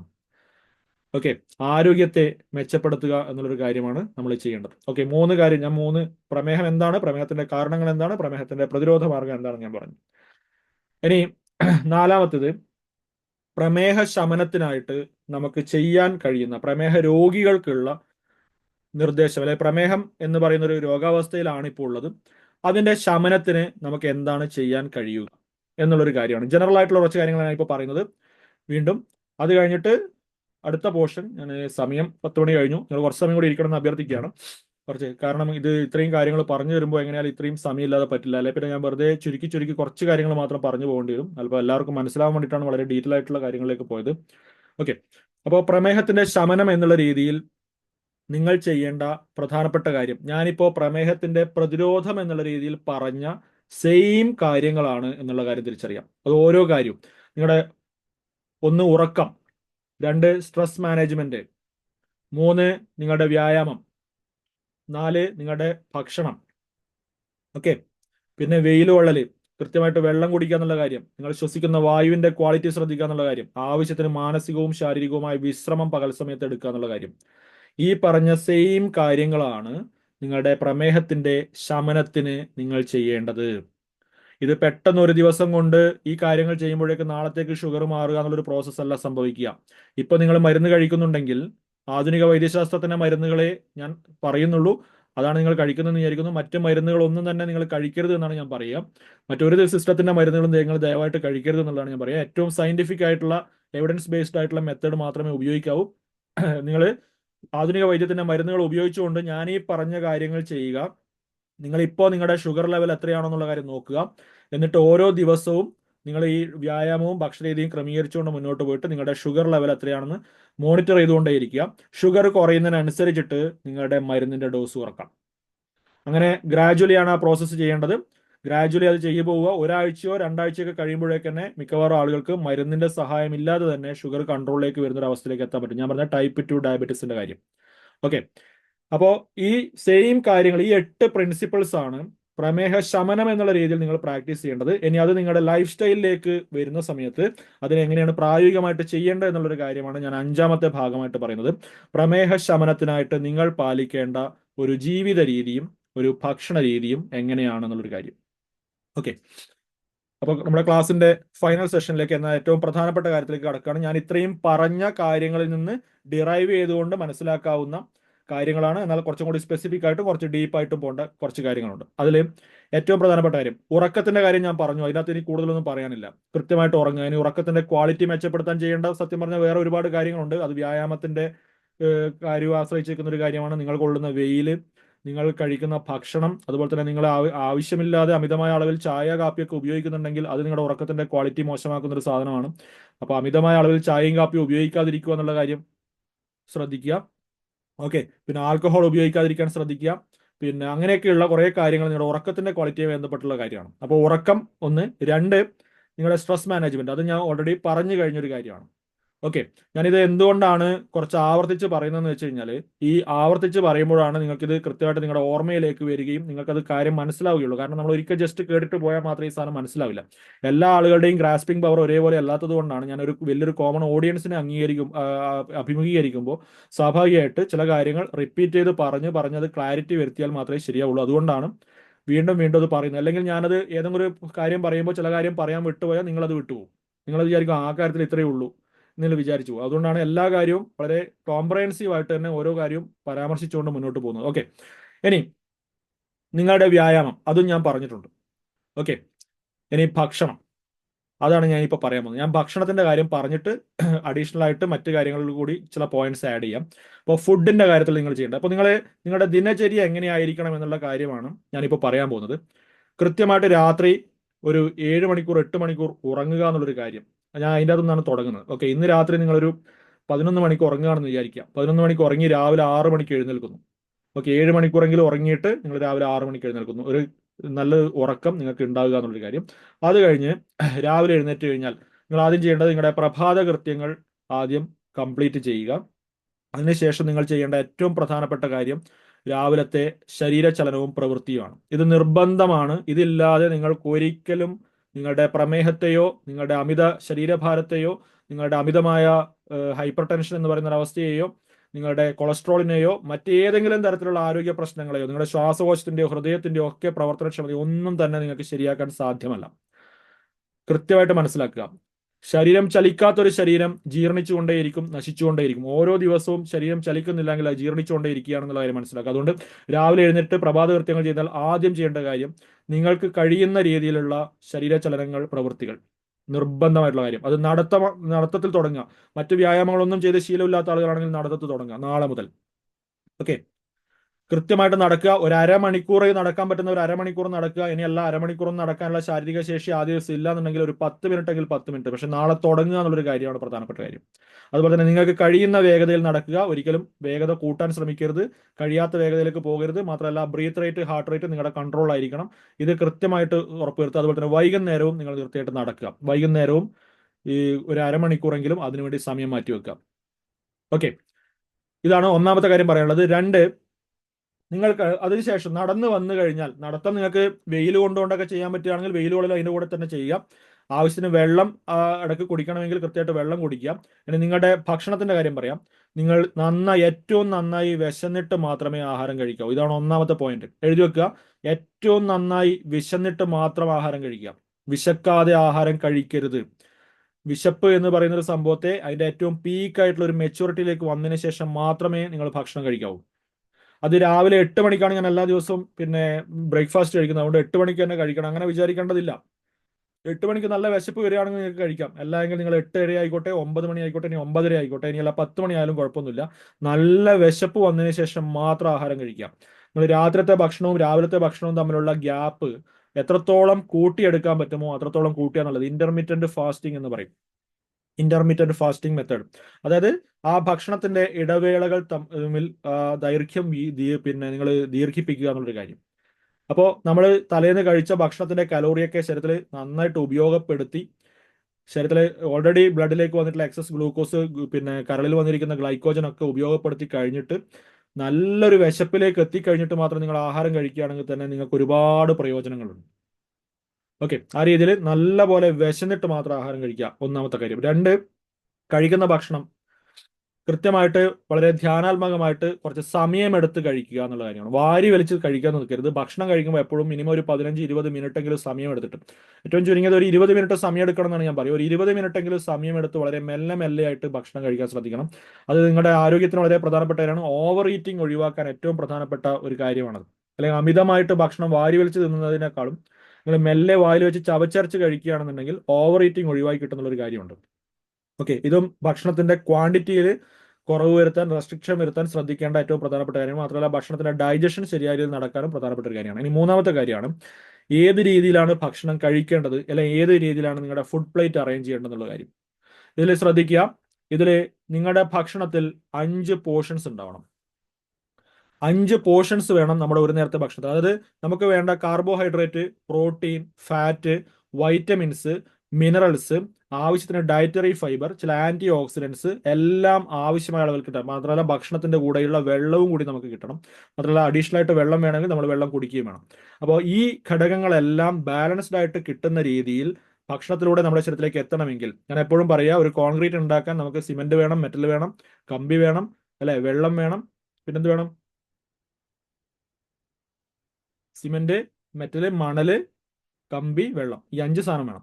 ഇതിൽ ഏതെങ്കിലും ഒരു സാധനം ഇല്ലെങ്കിൽ കോൺക്രീറ്റ് ഉണ്ടാക്കാൻ പറ്റില്ല. ഏതെങ്കിലും ഒരു സാധനം ഇല്ലാതെ കോൺക്രീറ്റ് ഉണ്ടാക്കിയാൽ അത് പെട്ടെന്ന് പൊളിഞ്ഞു പോകും. മാത്രമല്ല നിങ്ങൾക്ക് തോന്നിയ അനുപാതത്തിൽ ഈ സാധനങ്ങൾ എടുത്തിട്ട് കോൺക്രീറ്റ് ഉണ്ടാക്കാൻ പറ്റില്ല. എല്ലാം ബാലൻസ്ഡ് ആയിരിക്കണം, അല്ലെ. പിന്നെ സിമെന്റിന്റെയും പൂഴിയുടെ അനുപാതം കൃത്യമായിരിക്കണം. മെറ്റലിന്റെ അനുപാതം കൃത്യമായിരിക്കണം, അല്ലെ. എല്ലാത്തിന്റെയും അനുപാതമുണ്ട്. ആ അനുപാതം തെറ്റിയാലും ശരിയായ കോൺക്രീറ്റ് ഉണ്ടാവില്ല എന്ന് പറഞ്ഞ പോലെ മനുഷ്യ ശരീരത്തിന്റെ ശരിയായ രീതിയിലുള്ള മെറ്റബോളിസം നടക്കാൻ, ശരിയായ ടിഷ്യൂ ബിൽഡിംഗ്, ടിഷ്യൂ റിപ്പയറിംഗ് ഒക്കെ നടക്കണമെങ്കിൽ നിർബന്ധമായിട്ടുള്ള കാര്യമാണ് റോ മെറ്റീരിയൽസ് ബാലൻസ്ഡ് ആകുക എന്നുള്ള കാര്യം. ശരീരത്തിലേക്ക് എത്തുന്ന റോ മെറ്റീരിയൽസ് ബാലൻസ്ഡ് ആയിരിക്കണം. അതിന് നമുക്ക് ആവശ്യമായിട്ടുള്ള carbohydrate, protein, fat, vitamins, minerals എല്ലാം ബാലൻസ്ഡ് ആയിട്ട് കിട്ടാൻ ഭക്ഷണത്തിൽ 5 പോർഷൻസ് ഉണ്ടാവുക. 1, ഫ്രൂട്ട്സ്. നിങ്ങൾ കഴിക്കുന്ന ഭക്ഷണത്തിന്റെ കൂടെ തന്നെ ഓരോ നേരവും നിങ്ങൾ കഴിക്കുന്ന ഭക്ഷണത്തിന്റെ കൂടെ കുറച്ചെന്തെങ്കിലും ഫ്രൂട്ട്സ് നിങ്ങൾ നിർബന്ധമായിട്ട് കഴിച്ചിരിക്കണം. ഫ്രൂട്ട്സ് കഴിക്കാൻ പ്രമേഹ രോഗികൾ ഒരു കാരണവശാലും പേടിക്കേണ്ടതില്ല. കാരണം ഫ്രൂട്ട്സ് ഗ്ലിസിമിക് ഇൻഡെക്സ് കുറഞ്ഞ, ഗ്ലിസിമിക് ലോഡ് കുറഞ്ഞ ഒരു ഫുഡാണ്. ഗ്ലിസിമിക് ഇൻഡെക്സും ഗ്ലിസിമിക് ലോഡും കുറഞ്ഞ ഫുഡുകളാണ് പ്രമേഹ രോഗികളും കഴിക്കേണ്ടത്. പ്രമേഹം വരാതിരിക്കാൻ ശ്രദ്ധിക്കേണ്ടവരും കഴിക്കേണ്ടത്, എല്ലാ ആളുകളും കഴിക്കേണ്ടത്. ഞാനിപ്പോൾ പറയുന്ന കാര്യം പ്രമേഹ രോഗികൾക്ക് വേണ്ടി മാത്രമുള്ളതല്ല, എല്ലാ ആളുകളുടെയും കാര്യമാണ് ഞാൻ പറയുന്നത്. പ്രമേഹം വരാതിരിക്കാനും പ്രമേഹം വന്നവരും എല്ലാ ആൾക്കാരും ശ്രദ്ധിക്കേണ്ട കാര്യം തന്നെയാണിത്.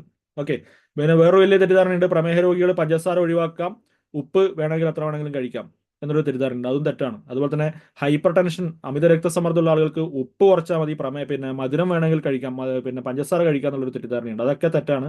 ഇനി ഇത് രണ്ടും ഇല്ലാത്ത ആളുകൾക്ക് ഇതൊക്കെ ആവശ്യം എത്ര വേണമെങ്കിലും കഴിക്കാം എന്നുള്ളൊരു തെറ്റിദ്ധാരണയുണ്ട്. അതും തെറ്റാണ്.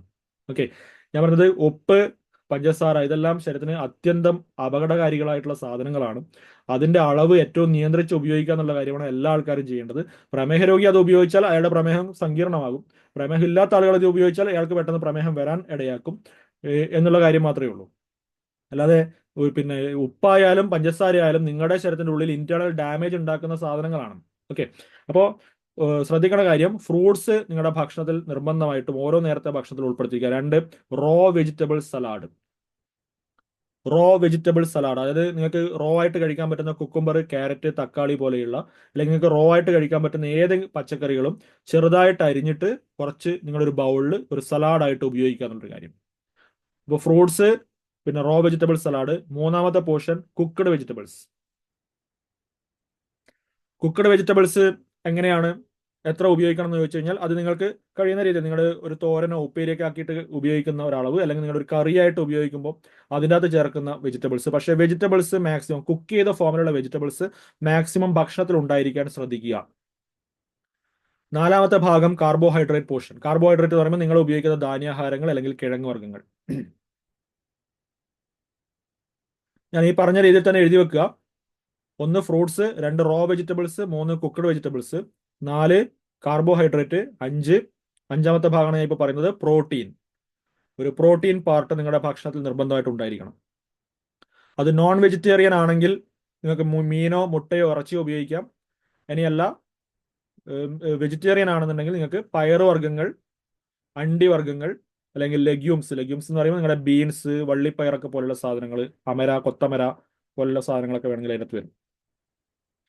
പക്ഷെ അതിനകത്ത് ശ്രദ്ധിക്കേണ്ട ഒരു കാര്യം, പയറ്, വൻപയറ്, കടല, പരിപ്പ് പോലുള്ള സാധനങ്ങൾ പ്രോട്ടീനുള്ള സാധനമാണെങ്കിലും അതിനകത്ത് നന്നായിട്ട് കാർബോഹൈഡ്രേറ്റ് കൂടി ഉണ്ട് എന്നുള്ള കാര്യം മനസ്സിലാക്കുക. അപ്പോൾ അത് കുറച്ചധികം അളവിൽ ഉപയോഗിച്ച്, ധാന്യാഹാരം ഉപയോഗിക്കുമ്പോൾ ഇതും കുറേ അളവിൽ ഉപയോഗിച്ച് കഴിഞ്ഞാൽ ഒരുപാട് കാർബോഹൈഡ്രേറ്റ് ശരീരത്തിലേക്ക് എത്തും. അപ്പോൾ നിങ്ങളുടെ ശരീരത്തിൽ കാർബോഹൈഡ്രേറ്റ് അമിതമായിട്ട് എത്തുന്ന ഒരു അവസ്ഥ ഉണ്ടാവും. അത് ശരീരത്തിന്റെ ബാലൻസ് തെറ്റിക്കും. കലോറി ബാലൻസും തെറ്റിക്കും, ന്യൂട്രീഷൻ ബാലൻസും തെറ്റിക്കും. ഓക്കെ, അതുകൊണ്ട് അത് അളവ് വളരെ ശ്രദ്ധിച്ച് ഉപയോഗിക്കേണ്ട സാധനമാണ്. ചെറിയ അളവിൽ ഉപയോഗിക്കാവൂ. കൂടുതലും വെജിറ്റബിൾസ് ആണ് ഉപയോഗിക്കേണ്ടത്. ഓക്കെ, പിന്നെ നല്ലപോലെ വെജിറ്റബിൾ പ്രോട്ടീൻ ആയിട്ട് നമുക്ക് ഉപയോഗിക്കാൻ പറ്റുന്ന നല്ല സോഴ്സ് ബീൻസ്, വള്ളിപ്പയർ പോലെയുള്ള വെജിറ്റബിൾസിന്റെ ഉപ്പേരി, തോരനൊക്കെ ഉണ്ടാക്കിയിട്ട് ധാരാളം ഉപയോഗിക്കുക. അത് തന്നെ കറിയിലൊക്കെ കുറച്ചധികം ഇടാൻ ശ്രദ്ധിക്കാം. ഓക്കെ, ആ രീതിയിലാണ് അത് ശ്രദ്ധിക്കുക. പിന്നെ നോൺ വെജ് നിങ്ങൾക്ക് ഉപയോഗിക്കാം, കാരണം നോൺ വെജിൽ കാർബോഹൈഡ്രേറ്റ് ഇല്ല. മീന്, മുട്ട, ഇറച്ചി നിങ്ങൾക്ക് ഉപയോഗിക്കാം. ഓക്കെ, അത് പക്ഷേ അതിന്റെ അളവ് ശ്രദ്ധിക്കണം, കാരണം അതിൽ ഫാറ്റ് കൂടുതലുള്ള സാധനങ്ങൾ ഉപയോഗിക്കുമ്പോൾ കാർബോഹൈഡ്രേറ്റ് ഉപയോഗിക്കുന്നതിന്റെ അളവ് ശ്രദ്ധിക്കണം. ഇങ്ങനെയുള്ള കുറച്ച് കാര്യങ്ങളുണ്ട്. അപ്പോൾ നിങ്ങൾ പിന്നെ ഇറച്ചി ഉപയോഗിക്കുന്ന സമയത്ത് ധാന്യാഹാരം ഒരുപാട് ഉപയോഗിച്ചു കഴിഞ്ഞാൽ ഇറച്ചിയിൽ ഫാറ്റ് ഉണ്ട്, ധാന്യാഹാരത്തിൽ കാർബോഹൈഡ്രേറ്റ് ഉണ്ട്. അപ്പോൾ കാർബോഹൈഡ്രേറ്റ് പ്ലസ് ഫാറ്റ് അതിന്റെ കലോറി ഭയങ്കരമായിട്ട് കൂടും. നേരെ നിങ്ങൾ കാർബോഹൈഡ്രേറ്റ് വളരെ ചെറിയ അളവിൽ ഉപയോഗിക്കുകയാണെന്നുണ്ടെങ്കിൽ നിങ്ങൾ ഇറച്ചി കുറച്ചധികം കഴിച്ചാലും കുഴപ്പമൊന്നുമില്ല. ഇറച്ചി കാർബോഹൈഡ്രേറ്റ് കുറച്ചധികം കഴിക്കുന്നുണ്ടെങ്കിൽ ഇറച്ചിയുടെ അളവ് കുറക്കണം. പക്ഷേ കാർബോഹൈഡ്രേറ്റ് എപ്പോഴും അമിതമായി കഴിക്കാതിരിക്കുക എന്നുള്ളതാണ് എപ്പോഴും ശ്രദ്ധിക്കുന്നത്. ലോ കാർബ് പ്രിൻസിപ്പിൾ എപ്പോഴും ഫോളോ ചെയ്യണം. ലോ കാർബോഹൈഡ്രേറ്റ് പ്രിൻസിപ്പിൾ എപ്പോഴും ഫോളോ ചെയ്യുക. നിങ്ങൾ ഉപയോഗിക്കുന്ന ധാന്യാഹാരത്തിന്റെ അളവ് എപ്പോഴും പരിമിതമായ ഒരു അളവിലായിരിക്കണം.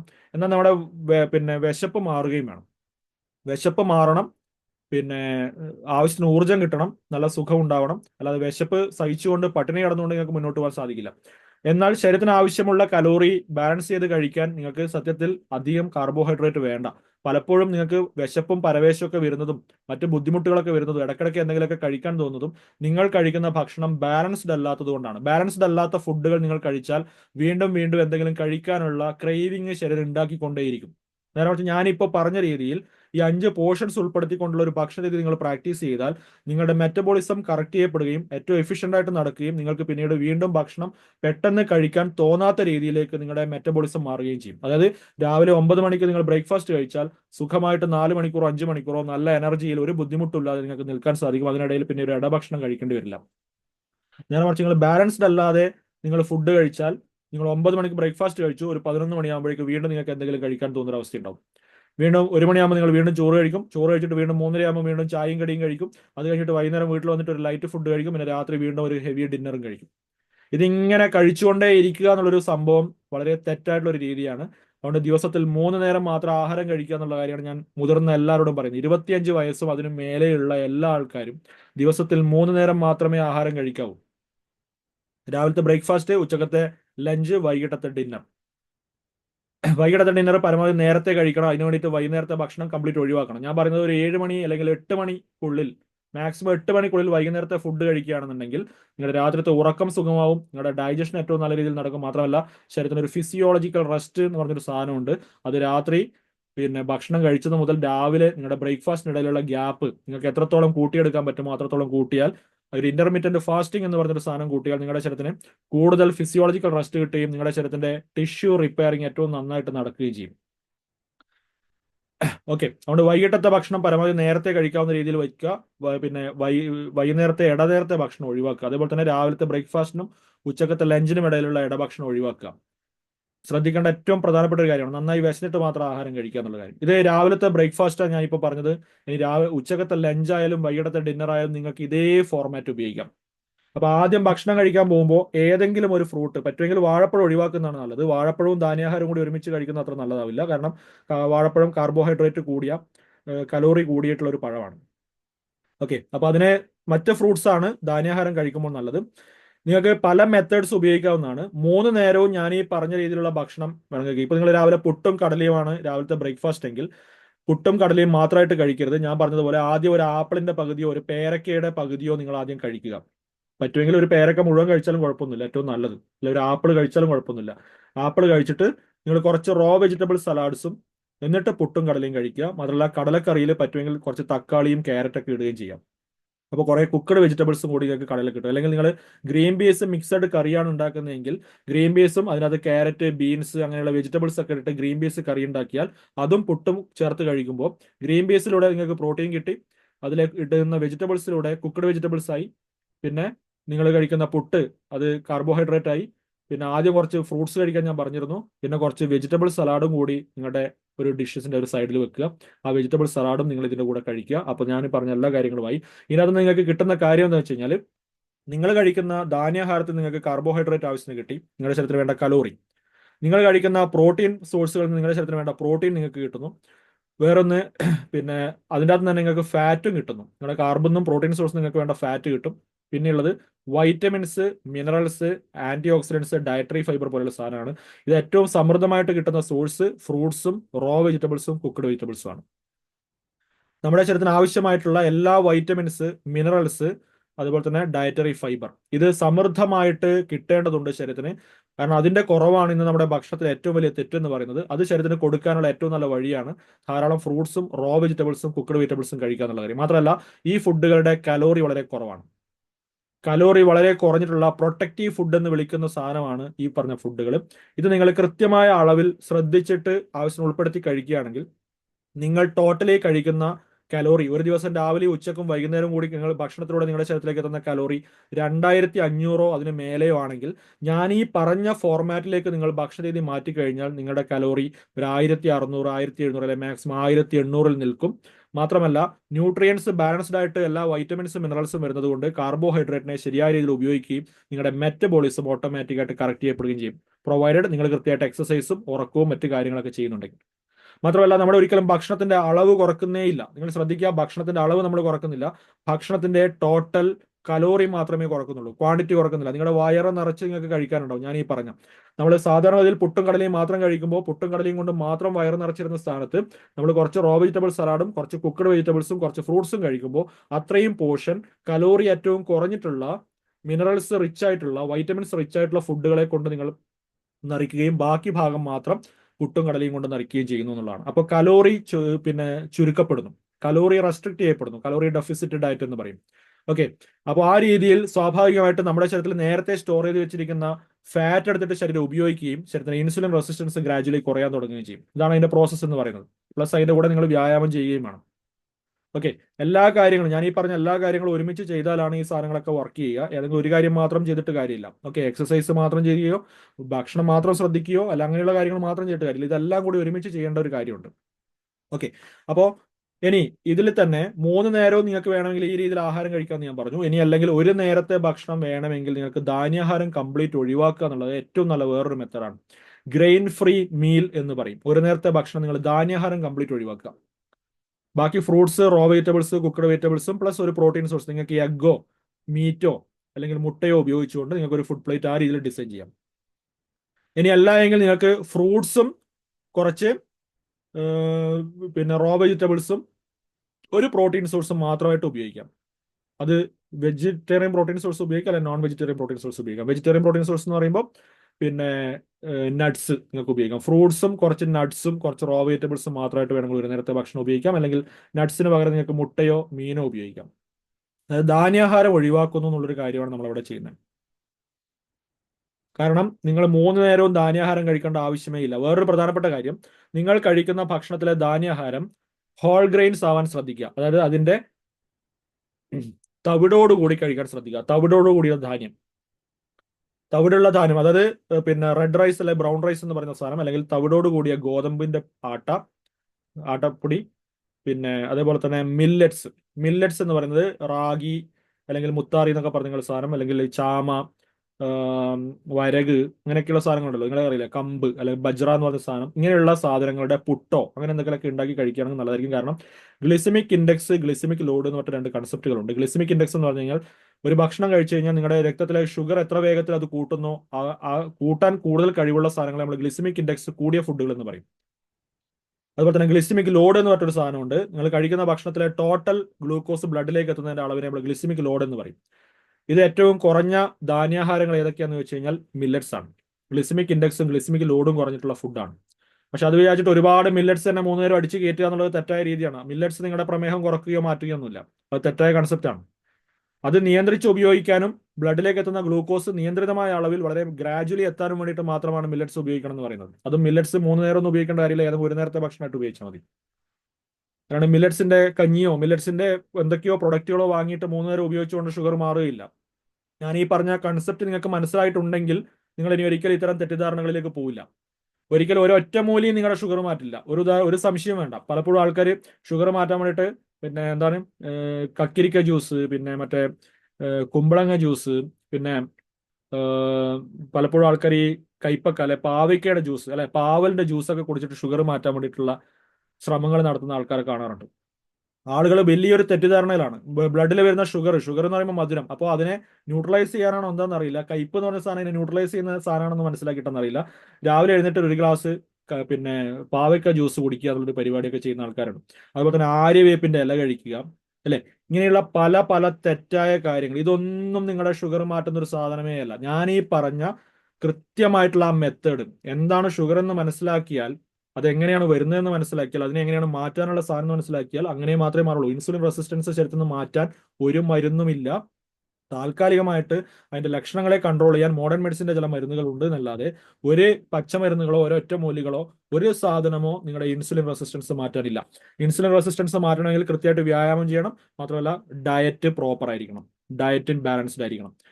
നിങ്ങൾ ഇനിയെങ്കിലും തെറ്റിദ്ധാരണകളിൽ പെടാതെ നോക്കുക. കാരണം ഞാനിത് ആവർത്തിച്ച് പറയാൻ കാരണം നമ്മുടെയൊക്കെ ഫേസ്ബുക്ക് ടൈം ലൈനിൽ ഫേസ്ബുക്ക് തുറന്നു കഴിഞ്ഞാൽ വരുന്നത് പരസ്യങ്ങൾ മുഴുവൻ ഈ ആരോഗ്യവുമായി ബന്ധപ്പെട്ട കാര്യങ്ങളിലാണ് നമ്മുടെ പ്രവർത്തനങ്ങൾ എന്നുള്ളത് കൊണ്ട് ആരോഗ്യവുമായി ബന്ധപ്പെട്ടിട്ടുള്ള എല്ലാ പരസ്യങ്ങളും നമ്മുടെ ഇതിനകത്തേക്ക് വന്നുകൊണ്ടിരിക്കും. വരുന്ന പരസ്യങ്ങളിൽ 90% ഡയബറ്റിക്സ് മാറ്റുന്ന മരുന്നുകളും പലതരത്തിലുള്ള ഐ കോഫി അല്ലെ ഐ ടീ എന്നൊക്കെ പറഞ്ഞിട്ട് കുറെ സാധനങ്ങളുണ്ട് അല്ലെ, പലതരത്തിലുള്ള ചായ, കാപ്പി, പലതരത്തിലുള്ള ഡ്രിങ്കുകൾ, പലതരത്തിലുള്ള പിന്നെ വെൽനസ് പ്രൊഡക്റ്റുകൾ, ഇങ്ങനെ ഒരുപാട് സാധനങ്ങൾ. അതുപോലെ തന്നെ പലപ്പോഴും യൂട്യൂബിലൊക്കെ കാണുന്ന പല ഒറ്റമൂലികളും. ഇതൊന്നും നിങ്ങളുടെ ഷുഗർ മാറ്റില്ല. ഒരു സംശയമാണ്, ഷുഗർ മാറ്റില്ല എന്ന് മാത്രമല്ല, ഇതെല്ലാം നിങ്ങളുടെ കരളിന്റെ ആരോഗ്യത്തെ, നിങ്ങളുടെ കിഡ്നിയുടെ ആരോഗ്യത്തെ നശിപ്പിക്കാൻ പോകുന്ന സാധനങ്ങളാണെന്ന് തിരിച്ചറിയാം. ഒരു പ്രധാനപ്പെട്ട പോയിന്റ് കൂടി ഞാൻ പറഞ്ഞിട്ട് ഞാൻ ഇത് മെല്ലെ കൺക്ലൂഡ് ചെയ്യാം. അതായത് നിങ്ങൾ കഴിക്കുന്ന ഭക്ഷണം നിങ്ങളുടെ വായിൽ വെച്ച് ചവച്ചരച്ച് കഴിക്കുമ്പോൾ അത് നിങ്ങളുടെ വായിൽ ഒരു ഇറിറ്റേഷൻ ഉണ്ടാക്കുന്നെങ്കിൽ, ഒരു അരുചി ഉണ്ടാക്കുന്നുണ്ടെങ്കിൽ, അമിതമായിട്ടുള്ള കയ്പ്, അസ്വസ്ഥതകൾ ഉണ്ടാക്കുന്ന ഒരു രുചിയാണ് അതിനുള്ളതെങ്കിൽ അത് നിങ്ങളുടെ ശരീരത്തിന് വിഷമാണെന്നുള്ള കാര്യം തിരിച്ചറിയാം. ആ വിഷത്തിന്റെ ഗ്രേഡ് വ്യത്യാസം ഉണ്ടാവുന്ന മാത്രം. നിങ്ങളെ പെട്ടെന്ന് കൊല്ലാൻ പറ്റുന്ന ഒരു വിഷമായിരിക്കണമെന്നില്ല. ഇപ്പൊ നിങ്ങൾ പിന്നെ ആര്യവേപ്പ് വായിൽ വെച്ച് ചവച്ചരച്ചിട്ട് ആര്യവേപ്പിന്റെ ഇല കഴിക്കുന്നത് ടോക്സിൻ ആണ്, അതൊരു വിഷമാണ്. അത് നിങ്ങളുടെ കരള് അതിന്റെ ഡീടോക്സിഫൈ ചെയ്യുന്നതുകൊണ്ട് മാത്രം നിങ്ങൾ പെട്ടെന്ന് മരിച്ചു പോകുന്നില്ല എന്ന് മാത്രമേ ഉള്ളൂ. പക്ഷെ നിങ്ങളുടെ കരള് അത് മെല്ലെ ഡാമേജ് ഉണ്ടാകും. കാരണം നിങ്ങൾ ആൽക്കഹോൾ കഴിച്ചാൽ നിങ്ങളുടെ കരൾ അതിനെ പിന്നെ പിന്നെ ന്യൂട്രലൈസ് ചെയ്യുന്നുണ്ട്, ഡീടോക്സിഫൈ ചെയ്യുന്നുണ്ട് എന്ന് വിചാരിച്ചിട്ട് നിങ്ങൾ ആൽക്കഹോൾ പിന്നെ പ്രശ്നമില്ലാത്തൊരു സാധനമല്ലല്ലോ. അതുപോലെ നിങ്ങൾ ചില സാധനങ്ങൾ കഴിക്കുമ്പോൾ നിങ്ങളുടെ കരൾ അതിനെ ഡീടോക്സിഫൈ ചെയ്യുന്നുണ്ട്. അത് വെച്ചിട്ട് അത് നിങ്ങളുടെ ശരീരത്തിന് പ്രശ്നം ഉണ്ടാക്കാത്ത സാധനമല്ല. മനസ്സിലാക്കുക, ശരീരത്തിനെ ഗുണകരമായിട്ട് ഉപയോഗിക്കാൻ പറ്റുന്ന സാധനം, വായിൽ വെച്ച് ചവച്ചരച്ച് രുചികരമായി കഴിക്കാൻ പറ്റുന്ന ഹോൾസം ഫോമിലുള്ള ഫുഡ്. ഞാൻ പറയുന്നത് അത് വിചാരിച്ചിട്ട് പഞ്ചസാര എന്ന ഉപ്പും ഭയങ്കര നല്ല ഫുഡാണല്ലോ, അങ്ങനെയല്ല. ഞാൻ പറയുന്നത് ഹോൾസം ഫോമിലുള്ള ഫുഡുകളെ കുറിച്ചിട്ടാണ് ഞാൻ പറഞ്ഞത്. ആ ഫുഡുകളാണ് മനുഷ്യന്റെ ഭക്ഷണം. അല്ലാത്ത സാധനങ്ങളെല്ലാം ആരോഗ്യത്തിന് ദോഷകരമായ സാധനങ്ങളാണെന്ന് തിരിച്ചറിയാം. എല്ലാ ചെടികളും അതിന്റെ വിത്തുകളെ സംരക്ഷിക്കാനും മറ്റൊക്കെയായിട്ട് സ്വാഭാവികമായിട്ട് ചില വിഷങ്ങൾ അതിനകത്ത് ഉണ്ടാക്കി വെച്ചിട്ടുണ്ട്. അതാണ് നമ്മൾ ഈ ഉപയോഗിക്കുന്ന പലതരത്തിലുള്ള രുചികൾ ഉണ്ടാക്കാൻ വേണ്ടി നമ്മൾ ഉപയോഗിക്കുന്ന സാധനങ്ങളല്ല. ഇപ്പൊ പച്ചമുളക് നമ്മുടെ ഫുഡല്ല, എന്നാൽ ഭക്ഷണത്തിന് രുചി കൊടുക്കാൻ വേണ്ടിയിട്ട് ചെറിയ അളവിൽ ഉപയോഗിക്കാവുന്ന സാധനമാണ്. ഏലക്കായ നിങ്ങളുടെ ഫുഡല്ല, ഭക്ഷണത്തിന് രുചി കൊടുക്കാൻ ഏറ്റവും ചെറിയ അളവിൽ മാത്രം ഉപയോഗിക്കേണ്ട സാധനമാണ്. കൂടിയ അളവിൽ ഉപയോഗിച്ചാൽ നിങ്ങളുടെ കരളിനും കിഡ്നിക്കും ഡാമേജ് വരും. എല്ലാ സ്പൈസസും, ഉപ്പ്, എരിവ്, മുളക്, മറ്റ് മസാലകൾ എല്ലാം തന്നെ ഈ രീതിയിൽ നോക്കിയാൽ നിങ്ങൾ ഉപയോഗിക്കുന്ന ഒറ്റമൂലികളും നിങ്ങൾ ഉപയോഗിക്കുന്ന അത്തരം മരുന്നുകളുടെയും രുചി എന്താണെന്നുള്ള കാര്യം നിങ്ങൾ നോക്കിയാൽ മതി. അതെല്ലാം നിങ്ങളിൽ പലതരത്തിലുള്ള പ്രശ്നങ്ങൾ ഉണ്ടാക്കാൻ പോകുന്ന സാധനങ്ങളായിരിക്കും. അതുകൊണ്ട് അത്തരത്തിലുള്ള കാര്യങ്ങൾക്ക് പോകരുത്. ദയവായിട്ട് ഒരു മിനിറ്റ്.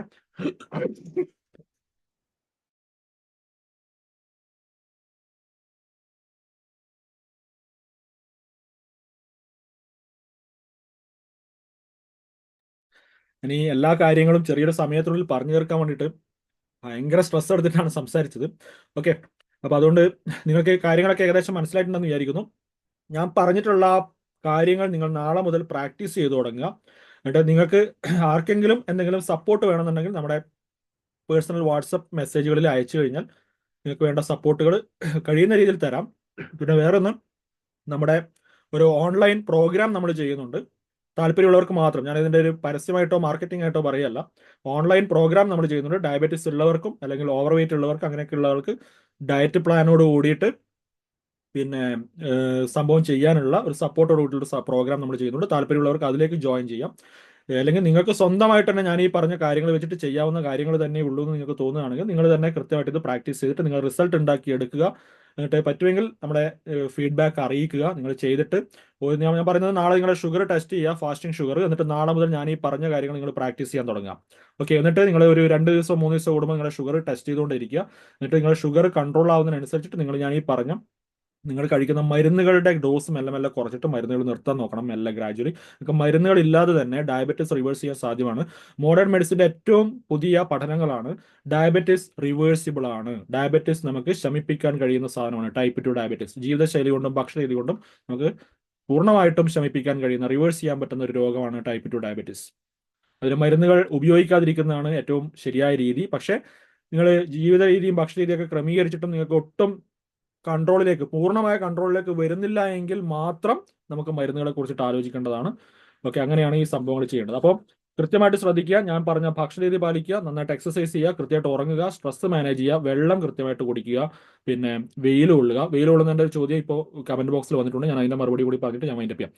വെയിൽ കൊള്ളേണ്ട സമയം രാവിലെ സൂര്യൻ ഉദിക്കുന്നത് മുതൽ നല്ല ചൂട് വരുന്നതിനുള്ള സമയം രാവിലെയും, വൈകുന്നേരം 4 മണിക്ക് ശേഷമുള്ള വെയിലും കൊള്ളുക. പ്ലസ് നിങ്ങൾ രാവിലെ 10 മണിക്കും ഉച്ചക്ക് 3 മണിക്കും ഇടയിലുള്ള വെയിൽ ഒരു 10 മിനിറ്റോ 15 മിനിറ്റോ കൊള്ളാൻ ശ്രമിക്കാം. കാരണം അതിൽ ultraviolet B band radiation ഉണ്ട്. അത് നല്ലപോലെ വൈറ്റമിൻ ഡി സിന്തസിസിനെ സ്റ്റിമുലേറ്റ് ചെയ്യുന്ന റേഡിയേഷനാണ് രാവിലെ 10 മണിക്കും ഉച്ചക്ക് 3 മണിക്കും ഇടയിലുള്ള വെയിൽ. പക്ഷെ അത് തന്നെ പെട്ടെന്ന് അത്രയും ചൂട് ഏൽക്കാൻ കഴിയാത്ത ആളുകൾ പെട്ടെന്ന് അത്രയും ചൂട് പോയിട്ട് കണ്ടിന്യൂസ് ആയിട്ട് ഏൽക്കാനും പാടില്ല. അത് നിങ്ങളുടെ ശരീരത്തിൽ നിങ്ങൾ എത്ര വെള്ളം കുടിച്ചിട്ടുണ്ട്, നിങ്ങളുടെ മറ്റു പല കാര്യങ്ങളെയും കൂടി ആശ്രയിച്ചിരിക്കുന്ന ഒരു കാര്യമാണ്. വെയിൽ കൊള്ളാൻ ബുദ്ധിമുട്ടില്ലാത്ത ആൾക്കാർ വെയിൽ കൊള്ളുക. അല്ലാത്ത ആൾക്കാർ ആദ്യം ഇളം വെയിൽ കൊണ്ട് മെല്ലെ ശരീരത്തിന്റെ ടോളറൻസ് ശരിയായി എടുത്തതിന് ശേഷം മാത്രം പിന്നെ ഗ്രാജുവലി തീവ്രമായ വെയിൽ കൊള്ളുന്ന കാര്യത്തിലേക്ക് പോവുക. ഓക്കെ, അപ്പൊ ഇത്രയും കാര്യങ്ങളാണ് ഞാൻ പറയുന്നത്. ഞാൻ ഇവിടെ പറഞ്ഞ കാര്യങ്ങളെല്ലാം കൃത്യമായിട്ട് സയന്റിഫിക് റെഫറൻസ് ഉള്ള കാര്യങ്ങളാണ് ഞാൻ ഇവിടെ മുഴുവൻ പറഞ്ഞിരിക്കുന്നത്. ഞാൻ പറഞ്ഞിട്ടുള്ള ഒറ്റമൂലികളോ അല്ല മറ്റു സാധനങ്ങളോ ഒക്കെ ഞാൻ വിമർശനാത്മകമായിട്ടാണ് ഇതിൻ്റെ അകത്ത് പറഞ്ഞിട്ടുള്ളത്. അപ്പോൾ അതിൻ്റെ അകത്തും പിന്നെ ഒരുപാട് വിരുദ്ധ അഭിപ്രായങ്ങൾ ഉണ്ടാവും. ഞാൻ പറഞ്ഞ കാര്യങ്ങൾ കംപ്ലീറ്റ് സയന്റിഫിക് എവിഡൻസ് ഉള്ള കാര്യങ്ങളാണ്. അപ്പോൾ അത് നിങ്ങളുടെ നന്മയ്ക്ക് വേണ്ടിയിട്ട് പറഞ്ഞൊരു കാര്യമാണ്. അല്ലാതെ നിങ്ങൾ ഉപയോഗിക്കുന്ന ഏതെങ്കിലും ഒരു മരുന്ന് നിങ്ങളെ ഉപയോഗിക്കാണ്ടാക്കിയിട്ട് എനിക്ക് പ്രത്യേകിച്ച് പ്രയോജനമൊന്നുമില്ല. നിങ്ങളുടെ നന്മയ്ക്ക് വേണ്ടിയിട്ട് പറഞ്ഞ കാര്യമാണ്. കാരണം ഇത്തരം മരുന്നുകൾ നിരന്തരമായിട്ട് ഉപയോഗിച്ചിട്ട് ഷുഗർ കൺട്രോൾ ആയില്ല എന്ന് മാത്രമല്ല, വേറെ അപകടങ്ങൾ ഉണ്ടാകുന്ന ആളുകളെ നിരന്തരമായിട്ട് കണ്ടുകൊണ്ടിരിക്കുന്ന ആളുകളാണ് നമ്മൾ. പലതരത്തിലുള്ള അപകടങ്ങൾ ഉണ്ടാകുന്നത്. ഓക്കെ, അതുകൊണ്ട് ദയവായിട്ട് അത്തരം ഒറ്റമൂലികളിലേക്കോ അത്തരം ഷോർട്ട് കട്ട് മെത്തേഡ്സിലേക്കോ അങ്ങനെയുള്ള പരിപാടികളിലേക്കോ പോകാതിരിക്കുക. നിങ്ങളുടെ ജീവിതശൈലിയും ഭക്ഷണരീതിയും ക്രമീകരിച്ചുകൊണ്ട് വളരെ കൃത്യമായിട്ട് നിങ്ങളുടെ അസുഖങ്ങൾ മാറ്റിയെടുക്കുക. ഞാൻ ഈ പറഞ്ഞ മെത്തേഡ് ഉപയോഗിച്ചാൽ നിങ്ങളുടെ ഷുഗർ മാത്രമല്ല, നിങ്ങളുടെ പിന്നെ പ്രഷർ കൺട്രോളിലേക്ക് വരും. ഗ്രാജുവലി നിങ്ങളുടെ കൊളസ്ട്രോൾ കൺട്രോളിലേക്ക് വരും, നോർമൽ ലെവലിലേക്ക് വരും. അതുപോലെ തന്നെ നിങ്ങളുടെ വെയിറ്റ് നിങ്ങൾക്ക് ഗ്രാജുവലി കുറച്ച് നിങ്ങളുടെ നോർമൽ വെയിറ്റിലേക്ക് വരാം. ശരീരത്തിന് നല്ല ഊർജ്ജസ്വലത അനുഭവപ്പെടും, ക്ഷീണം മാറും, നല്ല ഊർജ്ജമായിട്ട് നിങ്ങൾക്ക് വർക്ക് ചെയ്യാം. എപ്പോഴും ഇടയ്ക്കിടയ്ക്ക് അനുഭവപ്പെടുന്ന വിശപ്പും പരവേശവും മാറിക്കിട്ടും, ഉറക്കത്തിന്റെ ക്വാളിറ്റി കൂടും, മാനസികാരോഗ്യം വർദ്ധിക്കും. ഇങ്ങനെ ഒരുപാട് കാര്യങ്ങൾ ഇതിന്റെ ഭാഗമായിട്ട് നിങ്ങൾക്ക് സ്വാഭാവികമായിട്ട് കിട്ടുന്ന റിസൾട്ടാണ്. മാത്രമല്ല ദഹന പ്രശ്നങ്ങൾ, ഞാൻ ഈ പറഞ്ഞ ഡയറ്റ് പിന്നെ മെത്തേഡ് നിങ്ങൾ ഫോളോ ചെയ്യുകയാണെങ്കിൽ നിങ്ങളുടെ ദഹനവുമായി ബന്ധപ്പെട്ട ബുദ്ധിമുട്ടുകൾ, കോൺസ്റ്റിപ്പേഷൻ, അതുമായി അങ്ങനത്തെ എന്തെങ്കിലും പ്രശ്നങ്ങൾ ഉണ്ടെങ്കിൽ അതും എല്ലാത്തിലും വ്യത്യാസം വരും. അസിഡിറ്റി, അൾസർ പ്രശ്നങ്ങളെല്ലാം നമുക്ക് ഹീൽ ചെയ്യാൻ പറ്റുന്ന നല്ലൊരു ഡയറ്റ് മെത്തേഡാണ് ഞാൻ പറഞ്ഞത്. അപ്പോൾ 10 മണി വരെയാണ് ഞാൻ ക്ലാസ് എടുക്കാൻ വിചാരിച്ചത്. ഇപ്പോൾ 10:30 കഴിഞ്ഞു, ഒരു അരമണിക്കൂർ അധികം എടുത്തിട്ടുണ്ട്. നിങ്ങൾക്ക് ചോദ്യങ്ങൾ ചോദിക്കാൻ വേണ്ടിയിട്ട് ഞാൻ ഒരു 15 മിനിറ്റ് കൂടി തരാം. സമയം ഞാൻ ഈ രാത്രി 9 മണിക്ക് ക്ലാസ് വെക്കാൻ കാരണം എല്ലാ ആൾക്കാരും തിരിച്ച് ജോലിയൊക്കെ കഴിഞ്ഞ് വീട്ടിൽ വന്ന് ഭക്ഷണമൊക്കെ കഴിച്ച് ഫ്രീ ആവാൻ 9 മണി ആവാതെ പറ്റില്ല. അതുകൊണ്ടാണ്, അല്ലെങ്കിൽ ഞാൻ ഒരു 8 മണിക്കോ 8:30ക്കൊക്കെ വെച്ചേനെ. പക്ഷെ അത് ആളുകൾക്ക് ബുദ്ധിമുട്ടായിരിക്കും എന്നുള്ളത് കൊണ്ടാണ് 9 മണിക്ക് തന്നെ എല്ലാ ദിവസവും ക്ലാസ് വെക്കുന്നത്. അപ്പം ഇത്രയും നേരം ക്ഷമയോടുകൂടി കേട്ടിരുന്ന എല്ലാവർക്കും വളരെയധികം നന്ദി. നിങ്ങൾക്ക് വളരെയധികം ഉപകാരപ്പെട്ടു എന്ന് വിചാരിക്കുന്നു. ഇനി നിങ്ങൾക്ക് ചോദ്യങ്ങൾ ചോദിക്കാനുള്ള അവസരമാണ്. അപ്പോൾ ഞാൻ എൻ്റെ സെഷൻ ഇവിടെ വൈൻഡപ്പ് ചെയ്യുന്നു. Okay, thank you.